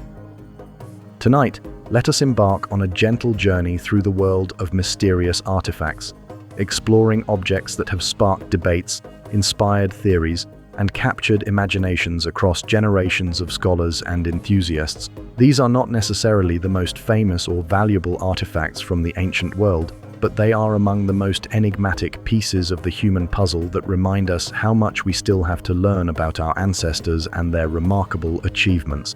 Our exploration begins in the vast necropolis of Saqqara, that ancient cemetery complex south of modern Cairo, where pharaohs and nobles of early Egypt were laid to rest surrounded by the objects they hoped would serve them in the afterlife. Among the thousands of artifacts discovered in these tombs over more than a century of archaeological excavation, few have generated as much discussion and debate as a small wooden object discovered in a tomb dating to approximately 200 years before the Common Era during the Ptolemaic period of Egyptian history. This artifact, which has come to be known as the Saqqara bird, measures only about 6 inches in length and weighs just a few ounces, small enough to hold comfortably in one hand. At first glance, it appears to be nothing more than a simple bird figure, the kind of animal-shaped amulet that was extremely common in ancient Egyptian burial contexts. Such objects were typically placed in tombs to provide magical protection for the deceased or to serve as symbolic guides for the soul's journey through the dangerous landscape of the afterlife. What makes the Saqqara bird remarkable, however, is not its size or its general appearance, but the extraordinary precision and apparent aerodynamic sophistication of its design. Unlike most ancient Egyptian bird figures, which tend to be stylized representations that emphasize symbolic or religious meaning over naturalistic accuracy, the Saqqara bird displays a level of attention to aerodynamic principles that seems almost modern in its understanding of the physics of flight. The object's body is streamlined in a way that suggests careful consideration of air resistance and fluid dynamics, tapering smoothly from a rounded nose section to a pointed tail in a configuration that contemporary aircraft designers would recognize as fundamentally sound. The wings are positioned and angled in a manner that indicates sophisticated understanding of lift and balance, while the tail section features what appears to be a vertical stabilizer, a component that plays a crucial role in the stability and control of modern aircraft. Most remarkably, when the Saqqara bird is examined using contemporary aerodynamic analysis techniques, it displays flight characteristics that are genuinely impressive by modern standards. Wind tunnel tests have demonstrated that with proper balancing and launching, the object is capable of genuine gliding flight, maintaining stability and control in ways that suggest its creators understood principles of aerodynamics that were not formally discovered by Western science until the late 19th and early 20th centuries. These discoveries have led some researchers to propose extraordinary theories about the level of technological knowledge possessed by ancient Egyptian craftsmen. Could it be possible that the builders of the pyramids and the masters of mummification also understood the principles of powered flight? Did ancient Egyptian priests and engineers conduct experiments with flying machines that have been lost to history? Could the Saqqara bird represent evidence of advanced scientific knowledge that challenges our conventional understanding of ancient technological capabilities? Proponents of such theories point to the object's undeniable aerodynamic efficiency and argue that such sophisticated understanding of flight principles could not have been achieved by accident. They suggest that the Saqqara bird may be a scale model of larger flying machines that actually existed in ancient Egypt, or perhaps a ceremonial representation of flight technologies that were known to ancient priests and engineers, but were considered too sacred or dangerous to be widely used or recorded in conventional historical documents. These theories gain additional support from their advocates through references to various ancient texts and artistic representations that seem to depict flying objects or beings with bird-like characteristics. Some researchers have interpreted certain passages in ancient Egyptian religious texts as descriptions of actual flying vehicles rather than purely symbolic or mythological accounts, while others have pointed to artistic depictions of gods and pharaohs with wings as possible representations of actual flight technologies rather than purely spiritual concepts. However, mainstream Egyptologists and archaeologists approach the Saqqara bird with considerably more caution, viewing it through the lens of established knowledge about ancient Egyptian culture, religious beliefs, and artistic traditions. From this more conventional perspective, the object's remarkable aerodynamic properties are seen as the result of ancient craftsmen's careful observation of real birds and their intuitive understanding of the shapes and proportions that enable flight in nature, rather than evidence of advanced technological knowledge or experimental flying machines. Egyptian religion and art were deeply influenced by observation of the natural world, and birds played particularly important roles in Egyptian mythology and religious symbolism. Falcons were sacred to Horus, one of the most important gods in the Egyptian pantheon, while other birds were associated with different deities and were believed to possess specific magical properties. The creation of bird-shaped amulets and ceremonial objects required Egyptian craftsmen to study real birds carefully, observing their proportions, their flight patterns, and the subtle details of their anatomy. From this perspective, the Saqqara bird represents the culmination of centuries of careful observation and artistic refinement, demonstrating the remarkable skill and attention to detail that characterized Egyptian craftsmanship at its finest. Its aerodynamic properties are seen as the natural result of copying forms that had been perfected by millions of years of evolution, rather than evidence of independent technological innovation or scientific experimentation. This interpretation suggests that the Saqqara bird was most likely a ceremonial falcon figure, perhaps designed to invoke the protection of Horus for the deceased in whose tomb it was found, or possibly a sophisticated toy created for the entertainment of children in wealthy families. Its remarkable flight characteristics would have made it an impressive and perhaps sacred object, demonstrating the power and grace of the falcon deity in a form that could be handled and admired by worshippers or family members. The debate over the Saqqara bird illustrates one of the central tensions in archaeological interpretation: the balance between crediting ancient civilizations with remarkable achievements and the need to interpret artifacts within their proper historical and cultural contexts. It reminds us that the past is full of surprises, that ancient peoples were capable of creating objects whose sophistication sometimes exceeds our expectations, but also that we must be careful not to project our own technological assumptions onto cultures that operated according to very different principles and priorities. This same tension between wonder and scholarly caution appears again when we consider another category of mysterious artifacts that has puzzled archaeologists and historians for more than a century: the enigmatic bronze objects known as Roman dodecahedrons. These fascinating artifacts represent one of archaeology's most persistent puzzles, objects that were clearly important to their original owners, yet whose purpose remains completely unknown despite intensive study and numerous theories. Roman dodecahedrons are bronze objects shaped like 12-sided geometric figures, with each face featuring a circular hole of a different diameter. More than 100 examples have been discovered at archaeological sites across the former Roman provinces of France, Germany, Britain, Belgium, and the Netherlands, dating from the 2nd to 4th centuries of the Common Era. Despite their wide distribution across space and time, and despite their obvious importance as evidenced by their careful construction and preservation, no definitive explanation for their purpose has ever been established. Each dodecahedron displays the same basic design principles regardless of where it was found or when it was made. The object consists of 12 pentagonal faces arranged in the geometric form known as a regular dodecahedron, one of the 5 Platonic solids that were considered sacred by ancient mathematicians and philosophers. Each face is pierced by a circular hole, with the holes varying in diameter from face to face in what appears to be a deliberate pattern.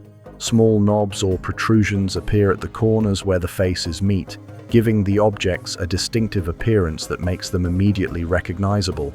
The craftsmanship displayed in these objects is invariably excellent, suggesting that they were valued possessions rather than crude utilitarian tools. The bronze work shows careful attention to detail, with smooth surfaces, precise geometric proportions, and finishing touches that indicate they were created by skilled metalworkers who took pride in their craft. Some examples show signs of wear that suggest regular use, while others appear to have been preserved in near-perfect condition, perhaps indicating that they served ceremonial or special occasion purposes rather than everyday functions. What makes the Roman dodecahedrons particularly mysterious is the complete absence of any reference to them in surviving Roman literature. The Romans were prolific writers who documented virtually every aspect of their civilization with remarkable thoroughness. They wrote detailed accounts of their military tactics and strategies, their political institutions and legal procedures, their religious practices and philosophical beliefs, their architectural techniques and engineering achievements, their agricultural methods and commercial practices, even their cooking recipes and entertainment preferences. This comprehensive documentation of Roman life makes the silence regarding dodecahedrons all the more puzzling.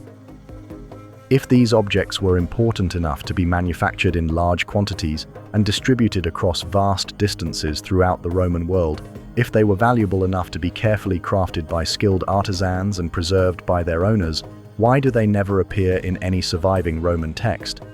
This absence suggests either that their function was so commonplace that no one thought it worth mentioning, or that their purpose was somehow restricted to particular groups or activities that were not covered by surviving literary sources. The mystery has inspired numerous theories about the dodecahedron's possible functions, each attempting to explain both their distinctive geometric form and their wide distribution throughout Northern Europe. One of the most persistent theories suggests that they served as surveying instruments, used by Roman engineers and architects to measure distances, angles, and elevations during the construction of roads, aqueducts, and other infrastructure projects that were hallmarks of Roman civilization. According to this theory, the different-sized holes could have been used to sight on distant objects or landmarks, while the geometric precision of the dodecahedron shape would have provided a stable platform for such observations. The 12 faces would have allowed measurements to be taken in multiple directions, while the bronze construction would have ensured durability under field conditions. This interpretation has the advantage of explaining both the object's sophisticated geometric design and their distribution throughout regions where Roman engineering projects were particularly extensive. Another category of theories places the dodecahedrons in domestic and craft contexts, suggesting that they may have served practical purposes in everyday Roman life. One particularly intriguing proposal suggests that they were used as aids in textile work, perhaps as devices for measuring and shaping knitted garments or for creating uniform stitches in fabric production. The different-sized holes could have served as gauges for determining the appropriate size of stitches or the proper fit of gloves and other clothing items. This textile theory gains some support from the object's distribution throughout northern European provinces, where warm clothing would have been essential during the colder months and where textile production was likely an important domestic activity. The bronze construction would have made the objects durable enough for regular use, while their geometric precision would have ensured consistent results in craftwork that required careful attention to measurement and proportion. Religious and ceremonial explanations represent a third major category of theories about the dodecahedron's purpose. Some scholars have suggested that these objects may have been used in divination practices, astronomical observations, or ritual activities whose specific nature has been lost to our modern understanding. The 12-sided shape has mathematical and mystical significance in many cultures, representing concepts of cosmic order and divine proportion that were important in ancient religious and philosophical thought. The circular holes might have been designed to focus attention on particular stars or celestial phenomena, or they could have served as openings through which sacred substances like incense or oil were poured during religious ceremonies. Some examples show evidence of having been suspended or mounted, suggesting that they may have served as decorative or symbolic elements in temples, shrines, or domestic religious contexts.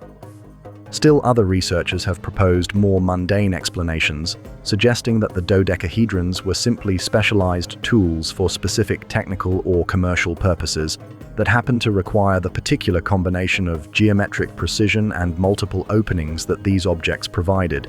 They might have been used as templates for creating standardized measurements in trade and commerce, as components in mechanical devices whose other parts have not survived, or as specialized tools for activities like candle making, metalworking, or food preparation. The continuing mystery of the Roman dodecahedrons illustrates how much we still do not know about daily life in even the most thoroughly documented ancient civilizations.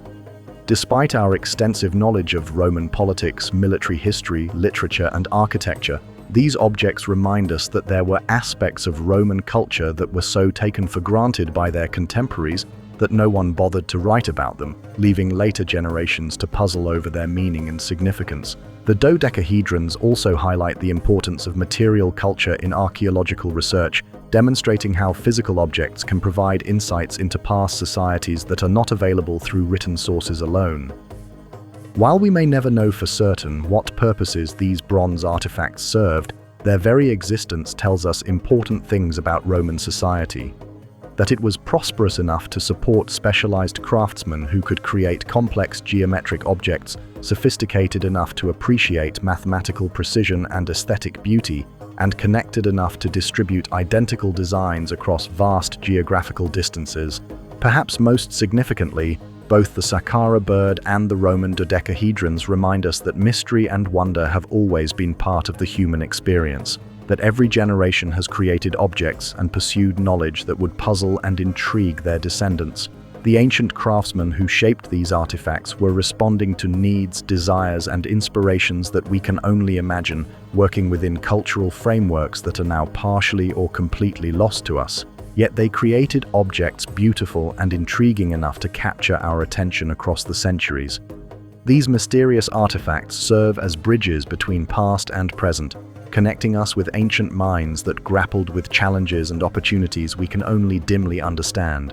In studying them, we honor not just the skill and creativity of their makers, but our own commitment to learning from the past and finding meaning in the traces that earlier civilizations have left behind. The Saqqara bird, with its tantalizing hints of aerodynamic knowledge, invites us to consider the possibility that ancient peoples understood more about the natural world than we often assume. Whether it represents advanced technological insight or simply the intuitive genius of craftsmen who observed birds with extraordinary care, it reminds us that innovation and creativity have always been part of the human story, that every generation has pushed the boundaries of what was possible within their particular time and place.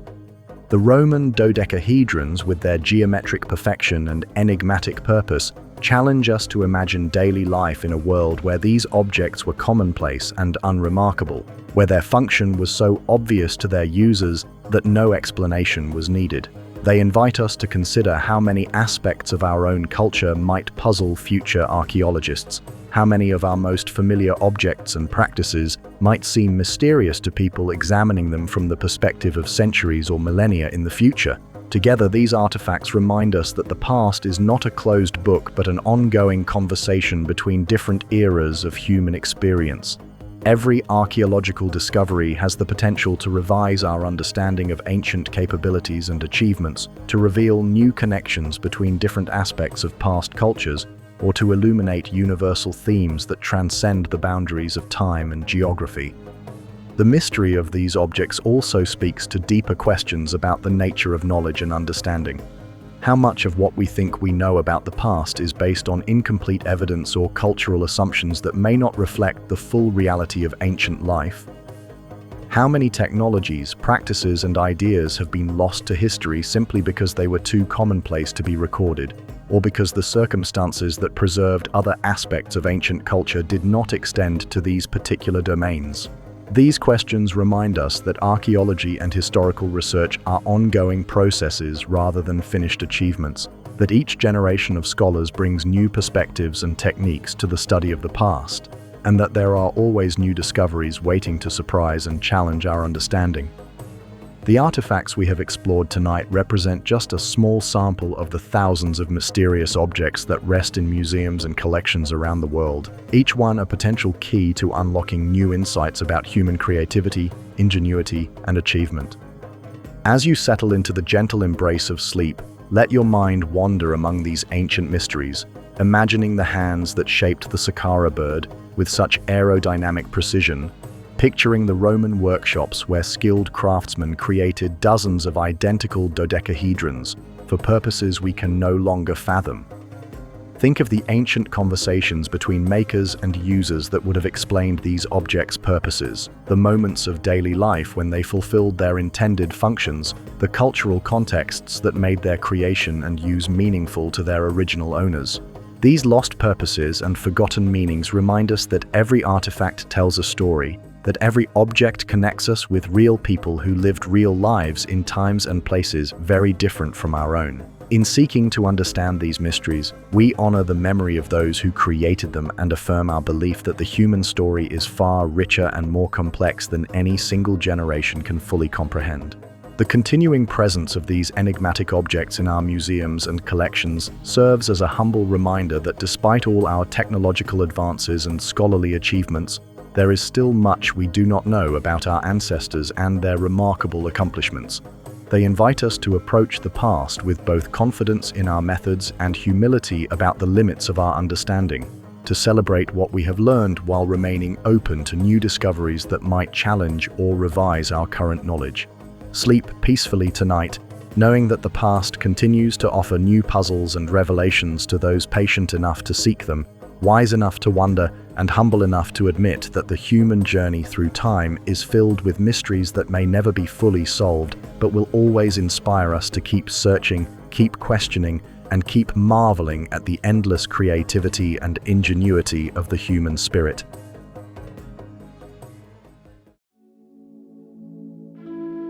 In the gentle twilight of historical memory, where fact blends softly with legend and the earliest chapters of human civilization emerge from the mists of time like figures in a half-remembered dream, we encounter some of the most fascinating and elusive characters in all of human history.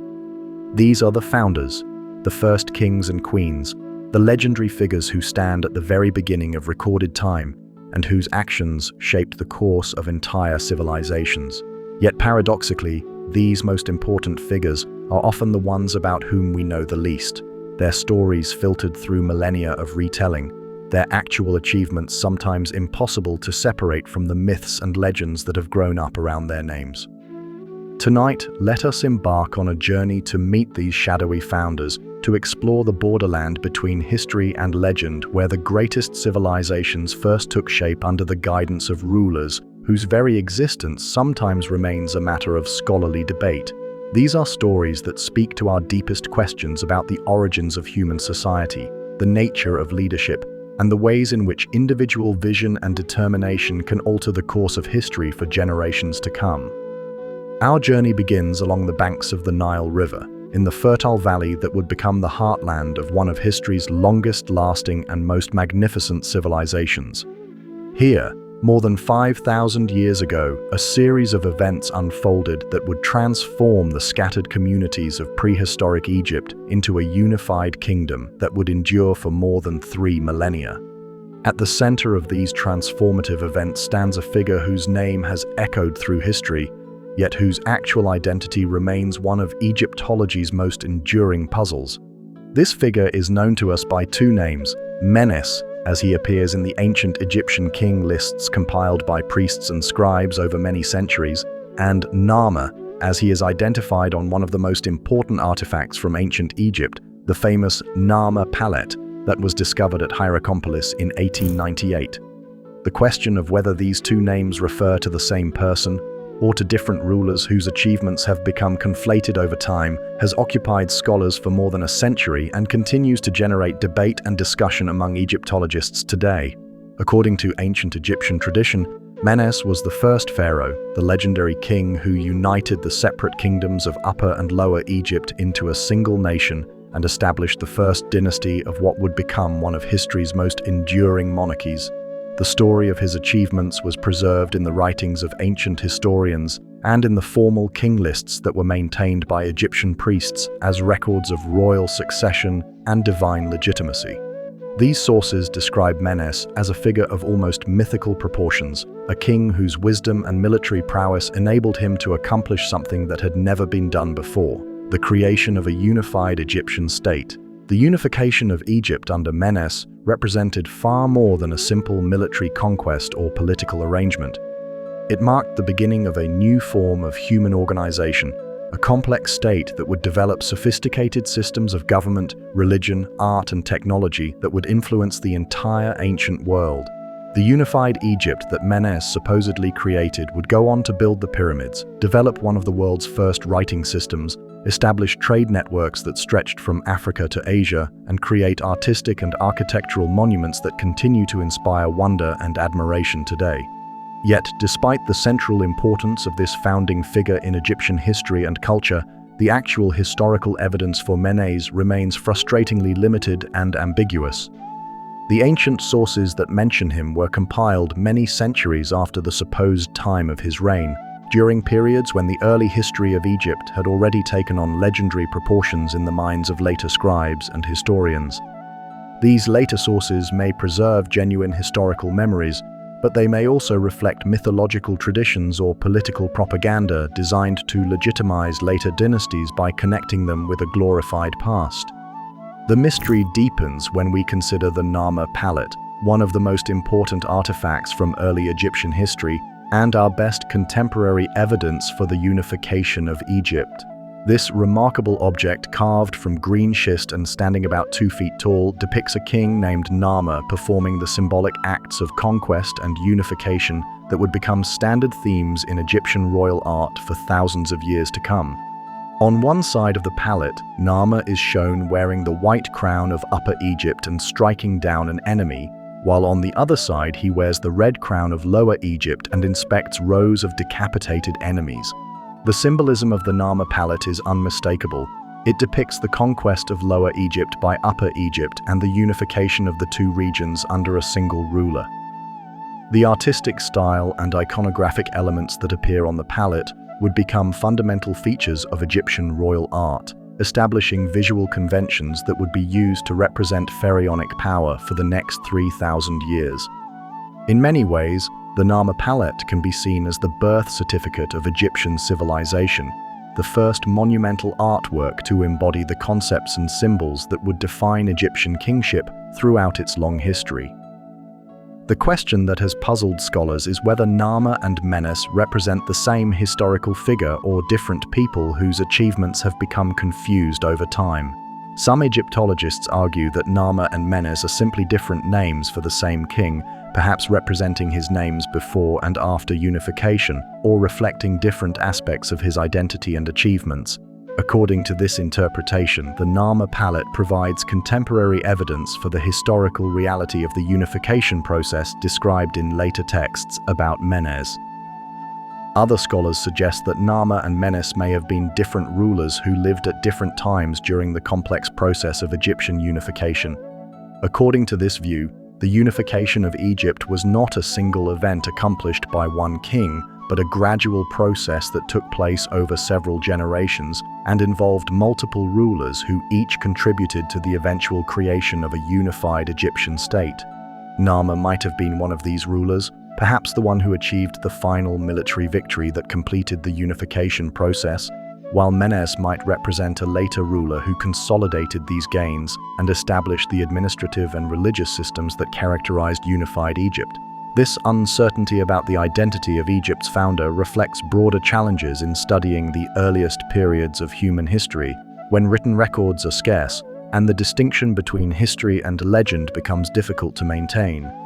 The unification of Egypt took place during what archaeologists call the pre-dynastic period, a time when Egyptian writing was still in its earliest stages of development, and when the kinds of detailed historical records that would characterize later periods had not yet been established.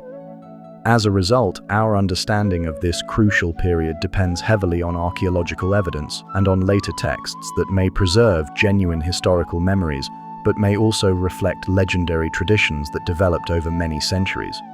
The story of Menes or Narmer also illustrates the complex relationship between individual achievement and historical process.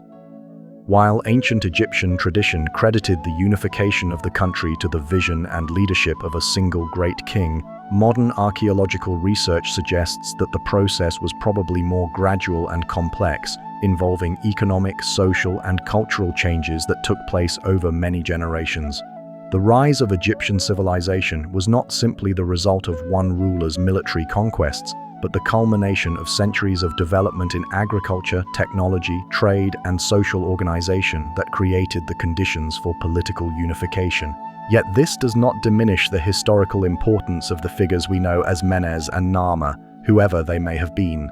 Even if the unification of Egypt was a gradual process involving many people and factors, it still required leadership, vision, and decisive action at crucial moments. The rulers who achieved the final unification of Egypt, whether they were one person or several, demonstrated remarkable political and military skill in creating a stable, unified state from what had previously been a collection of separate communities and regional kingdoms. The achievements attributed to these early rulers also established patterns and precedents that would shape Egyptian civilization for thousands of years to come. The concept of divine kingship that became central to Egyptian political theory, the artistic and architectural styles that would characterize Egyptian culture, the administrative and religious systems that would govern Egyptian society, all can be traced back to decisions and innovations made during the crucial period of unification. In this sense, the founders of Egyptian civilization, whatever their actual names and identities, created not just a political state but an entire way of life that would prove remarkably durable and influential. The mystery surrounding Egypt's founder also reminds us of an important linguistic and cultural point about how we understand ancient history. The title pharaoh, which we automatically associate with Egyptian kings, was not actually used during the time of Menes or Narmer. As we explored in our previous chapter, this term evolved much later in Egyptian history, developing from a word that originally meant palace or great house into a royal title that was first definitively used with a king's name during the reign of Siamon in the 10th century before the Common Era. This means that Menes or Narmer, despite being the founder of Egyptian royal tradition, would never have been called a pharaoh during his lifetime. Instead, he would have borne titles that emphasized his role as a divine king and cosmic ruler, titles like King of Upper and Lower Egypt, Lord of the Two Lands, and Son of Ra. These early royal titles reflected a different understanding of kingship than that embodied in the later term pharaoh, emphasizing the ruler's divine nature and cosmic responsibilities rather than his connection to a particular place or institution. This evolution of royal terminology illustrates how even the most fundamental aspects of ancient civilizations changed and developed over time. The Egypt that was unified by Menes or Narmer was in many ways quite different from the Egypt of later periods, not just in terms of technology and political organization, but in terms of basic concepts and cultural assumptions. The gradual adoption of new royal titles, new artistic styles, new religious practices, and new forms of social organization transformed Egyptian civilization continuously throughout its long history, while maintaining certain fundamental continuities that provided stability and identity across the millennia. The story of Egypt's founder also speaks to broader themes about the nature of historical memory and the ways in which societies remember and commemorate their origins. The figure of Menes became central to Egyptian historical consciousness not just because of his actual achievements, but because he represented certain ideals and values that later generations wanted to preserve and celebrate. He embodied the concept of successful leadership, the possibility of transforming society through vision and determination, and the idea that individual action could have lasting consequences for entire civilizations. This mythologizing process is not unique to ancient Egypt, but can be observed in many cultures and historical periods. Founders and early leaders often become larger-than-life figures in cultural memory, their actual achievements embellished and idealized until they become symbols of national identity and cultural values rather than simply historical persons.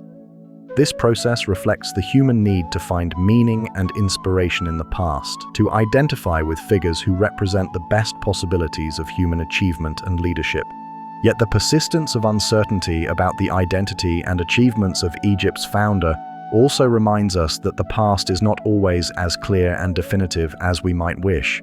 Even the most important events in human history sometimes leave behind ambiguous evidence that can be interpreted in multiple ways. This uncertainty does not diminish the historical importance of these events, but it does require us to approach the past with appropriate humility and to recognize that our understanding of history is always provisional and subject to revision as new evidence emerges or new interpretative frameworks are developed. The search for historical truth about figures like Menes and Narmer also illustrates the importance of combining different types of evidence in archaeological and historical research. Written sources provide one perspective on the past, but they must be supplemented and verified by archaeological evidence, artistic representations, and other forms of material culture. The Narmer palette, for example, provides contemporary visual evidence for the unification of Egypt that complements and enriches the literary traditions about Menes, even if it does not definitively resolve the question of whether these names refer to the same person. This interdisciplinary approach to understanding the past reflects the broader evolution of historical and archaeological scholarship, which has increasingly recognized that no single type of evidence is sufficient to reconstruct complex historical processes.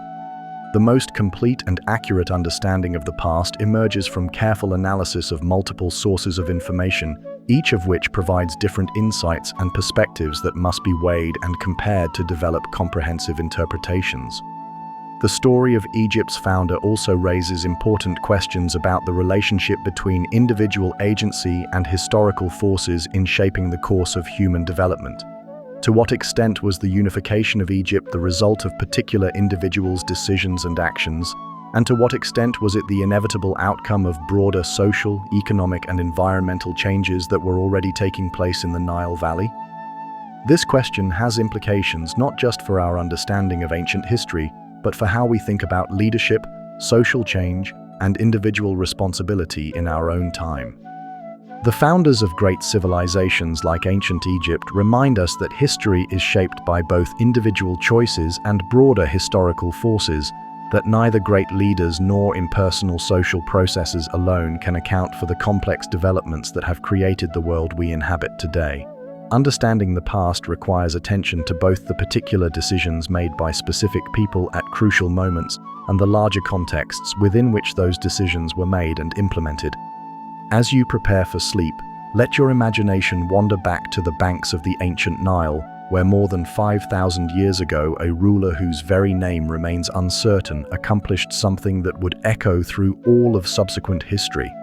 Picture the moment when the separate kingdoms of Upper and Lower Egypt were first united under a single crown, when the artistic symbols and political concepts that would define Egyptian civilization for millennia were first established, when the foundations were laid for a society that would create some of humanity's most enduring monuments and achievements. Think of the courage and vision required to attempt such a transformation, the challenges of uniting different peoples with different traditions and loyalties under a common government, the innovations in administration, law, and culture that would have been necessary to make such a union stable and enduring. Consider the legacy of these early achievements, how the decisions made by Egypt's founder, whatever his actual name and identity, continued to influence Egyptian society for more than 3,000 years and continue to inspire and inform our understanding of human possibility and achievement. The mystery surrounding Egypt's founder reminds us that the most important figures in human history are not always the ones about whom we have the most detailed information.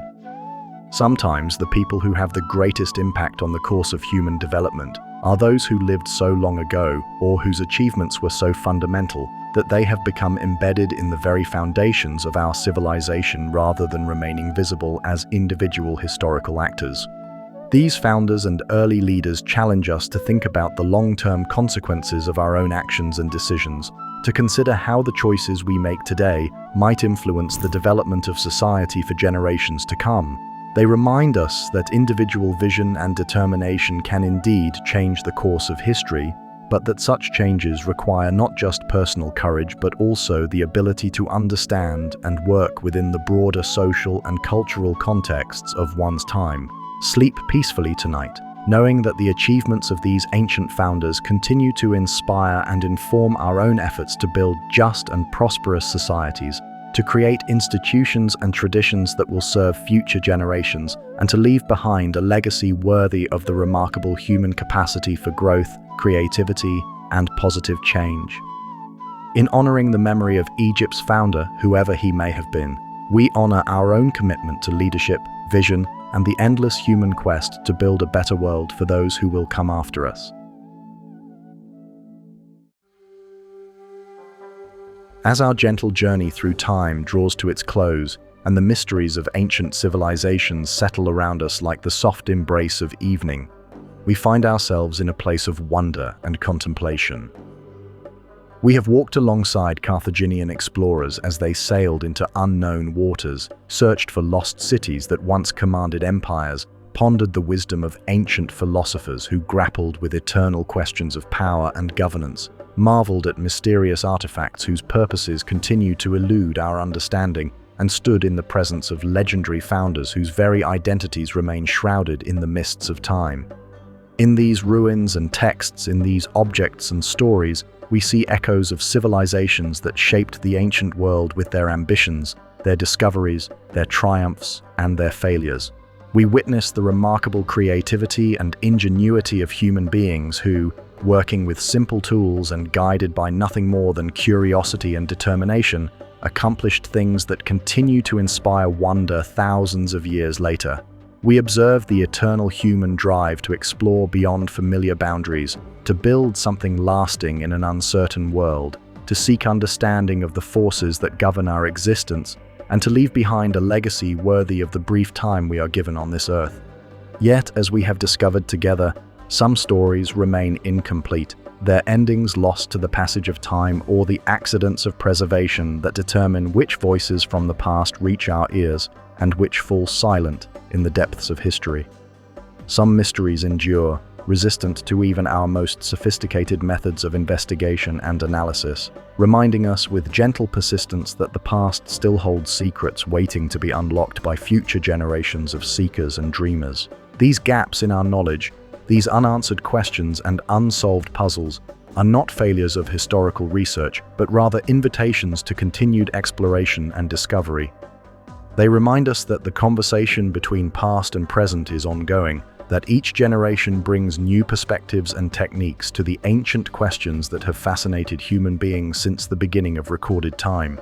The mysteries we have explored tonight are not closed books, but open doors, gateways to understanding that future archaeologists, historians, and curious minds will continue to approach with fresh eyes and innovative methods. The lost city of Akkad, capital of the world's first empire, continues to hide beneath the sands of Mesopotamia, waiting patiently for the archaeologist who will finally identify its location and reveal the secrets of Sargon's remarkable achievements. When that discovery comes, as it surely will someday, it will not only answer long-standing questions about Akkadian civilization, but will undoubtedly raise new questions, opening new avenues of research and understanding that we cannot yet imagine. Imhotep's tomb, the final resting place of ancient Egypt's greatest architect and physician, remains concealed somewhere in the vast necropolis of Saqqara, its treasures of art and knowledge waiting to illuminate our understanding of one of history's most remarkable minds. The discovery of his burial will provide unprecedented insights into the intellectual life of early dynastic Egypt, the development of architectural and medical knowledge in the ancient world, and the ways in which exceptional individuals have always pushed the boundaries of human possibility. The mysterious artifacts we have encountered, from the aerodynamically sophisticated Saqqara bird to the geometrically perfect Roman dodecahedrons, continue to challenge our assumptions about ancient knowledge and capabilities. Future research may reveal that these objects represent even more advanced understanding than we currently recognize, or it may confirm that they demonstrate the intuitive genius of craftsmen who observed the natural world with extraordinary care and skill. Either way, they remind us that human creativity and innovation have always found expression in forms that transcend our ability to fully categorize or comprehend. The political wisdom of ancient thinkers like those who developed the Mandate of Heaven in China continues to offer insights relevant to our contemporary struggles with questions of leadership, authority, and moral governance. Their recognition that political power must be grounded in virtue and service to the common good speaks to eternal human concerns about the proper relationship between rulers and ruled, between individual ambition and collective welfare, between the exercise of power and the pursuit of justice. The royal mysteries we have explored, from the evolution of the pharaoh title to the disappearance of Queen Nefertiti, remind us that even the most powerful and prominent figures in history remain subject to the same uncertainties and unanswered questions that touch all human lives. These puzzles invite us to consider how historical records are created and preserved, how easily important figures can be erased from memory when political circumstances change, and how much of what we think we know about the past depends on the accidents of survival that determine which stories reach us across the centuries. The founders and legendary figures who stand at the beginning of great civilizations, mysterious individuals like Menes or Narmer who unified ancient Egypt, challenge us to think about the relationship between individual achievement and historical process, between personal vision and social transformation. Their stories remind us that history is shaped by both individual choices and broader historical forces, that neither great leaders nor impersonal social processes alone can account for the complex developments that have created the world we inhabit today. Perhaps most importantly, all of these ancient mysteries and unanswered questions teach us humility about the limits of our knowledge and the provisional nature of our understanding. They remind us that despite all our technological advances and scholarly achievements, there is still much we do not know about our ancestors and their remarkable accomplishments. This humility does not diminish our respect for what has been learned through careful research and analysis, but it does encourage us to remain open to new discoveries that might challenge or revise our current understanding of the past. The enduring presence of these mysteries also speaks to the inexhaustible richness of human history and the boundless creativity of the human spirit. No matter how much we learn about the past, there always seem to be new questions to ask, new connections to explore, new perspectives from which to view familiar evidence. The past is not a fixed collection of facts to be memorized, but a living conversation between different eras of human experience, a dialogue that continues to evolve as each generation brings its own concerns and insights to bear on the eternal questions of human existence. These ancient voices from across time also remind us that the challenges and opportunities we face today are not entirely unprecedented, that human beings have always grappled with questions of exploration and discovery, political organization and moral leadership, technological innovation and artistic expression, individual achievement and collective responsibility. While the specific circumstances of our time are unique, the fundamental human drives and concerns that motivate our actions connect us with people who lived thousands of years ago in very different times and places. The courage of ancient explorers like Hanno the Navigator, who sailed into unknown waters despite the risks and uncertainties involved, speaks to our own need to venture beyond familiar boundaries and explore new possibilities for growth and understanding. The vision of empire builders like Sargon of Akkad, who created new forms of political organization that brought diverse peoples together under common governance, challenges us to think creatively about the institutions and structures that will serve human needs in an interconnected world. The genius of innovators like Imhotep, who combined technical skill with artistic vision to create monuments that have endured for millennia, inspires us to pursue excellence in our own work and to create things of lasting value that will serve and inspire future generations.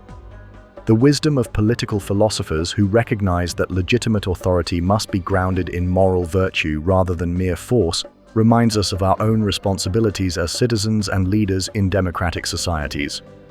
The mystery and beauty of ancient artifacts whose purposes we may never fully understand invite us to appreciate the boundless creativity of human beings and to approach the unknown with wonder rather than fear.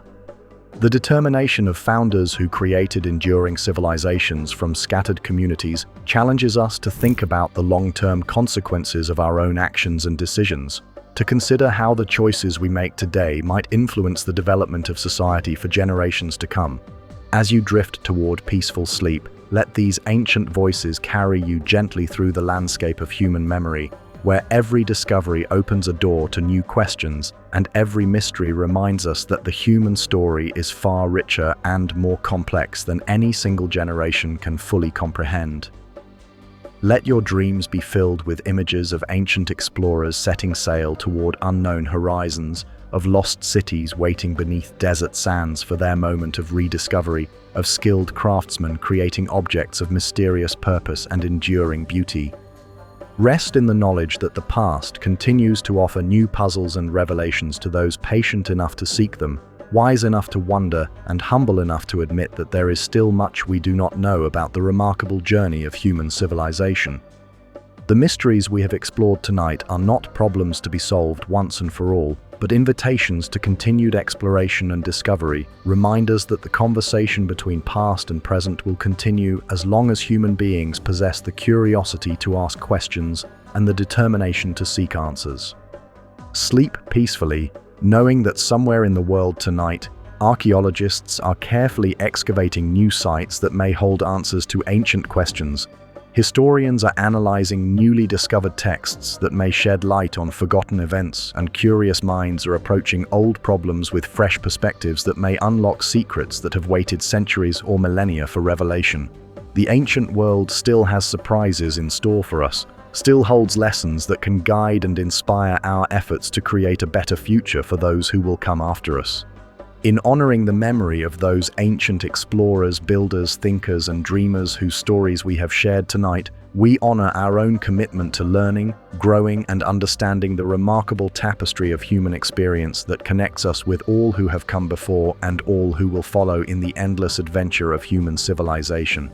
May your dreams be filled with wonder, and may you wake tomorrow with renewed appreciation for the mysteries that surround us and the boundless possibilities that await our continued exploration of the past, present, and future.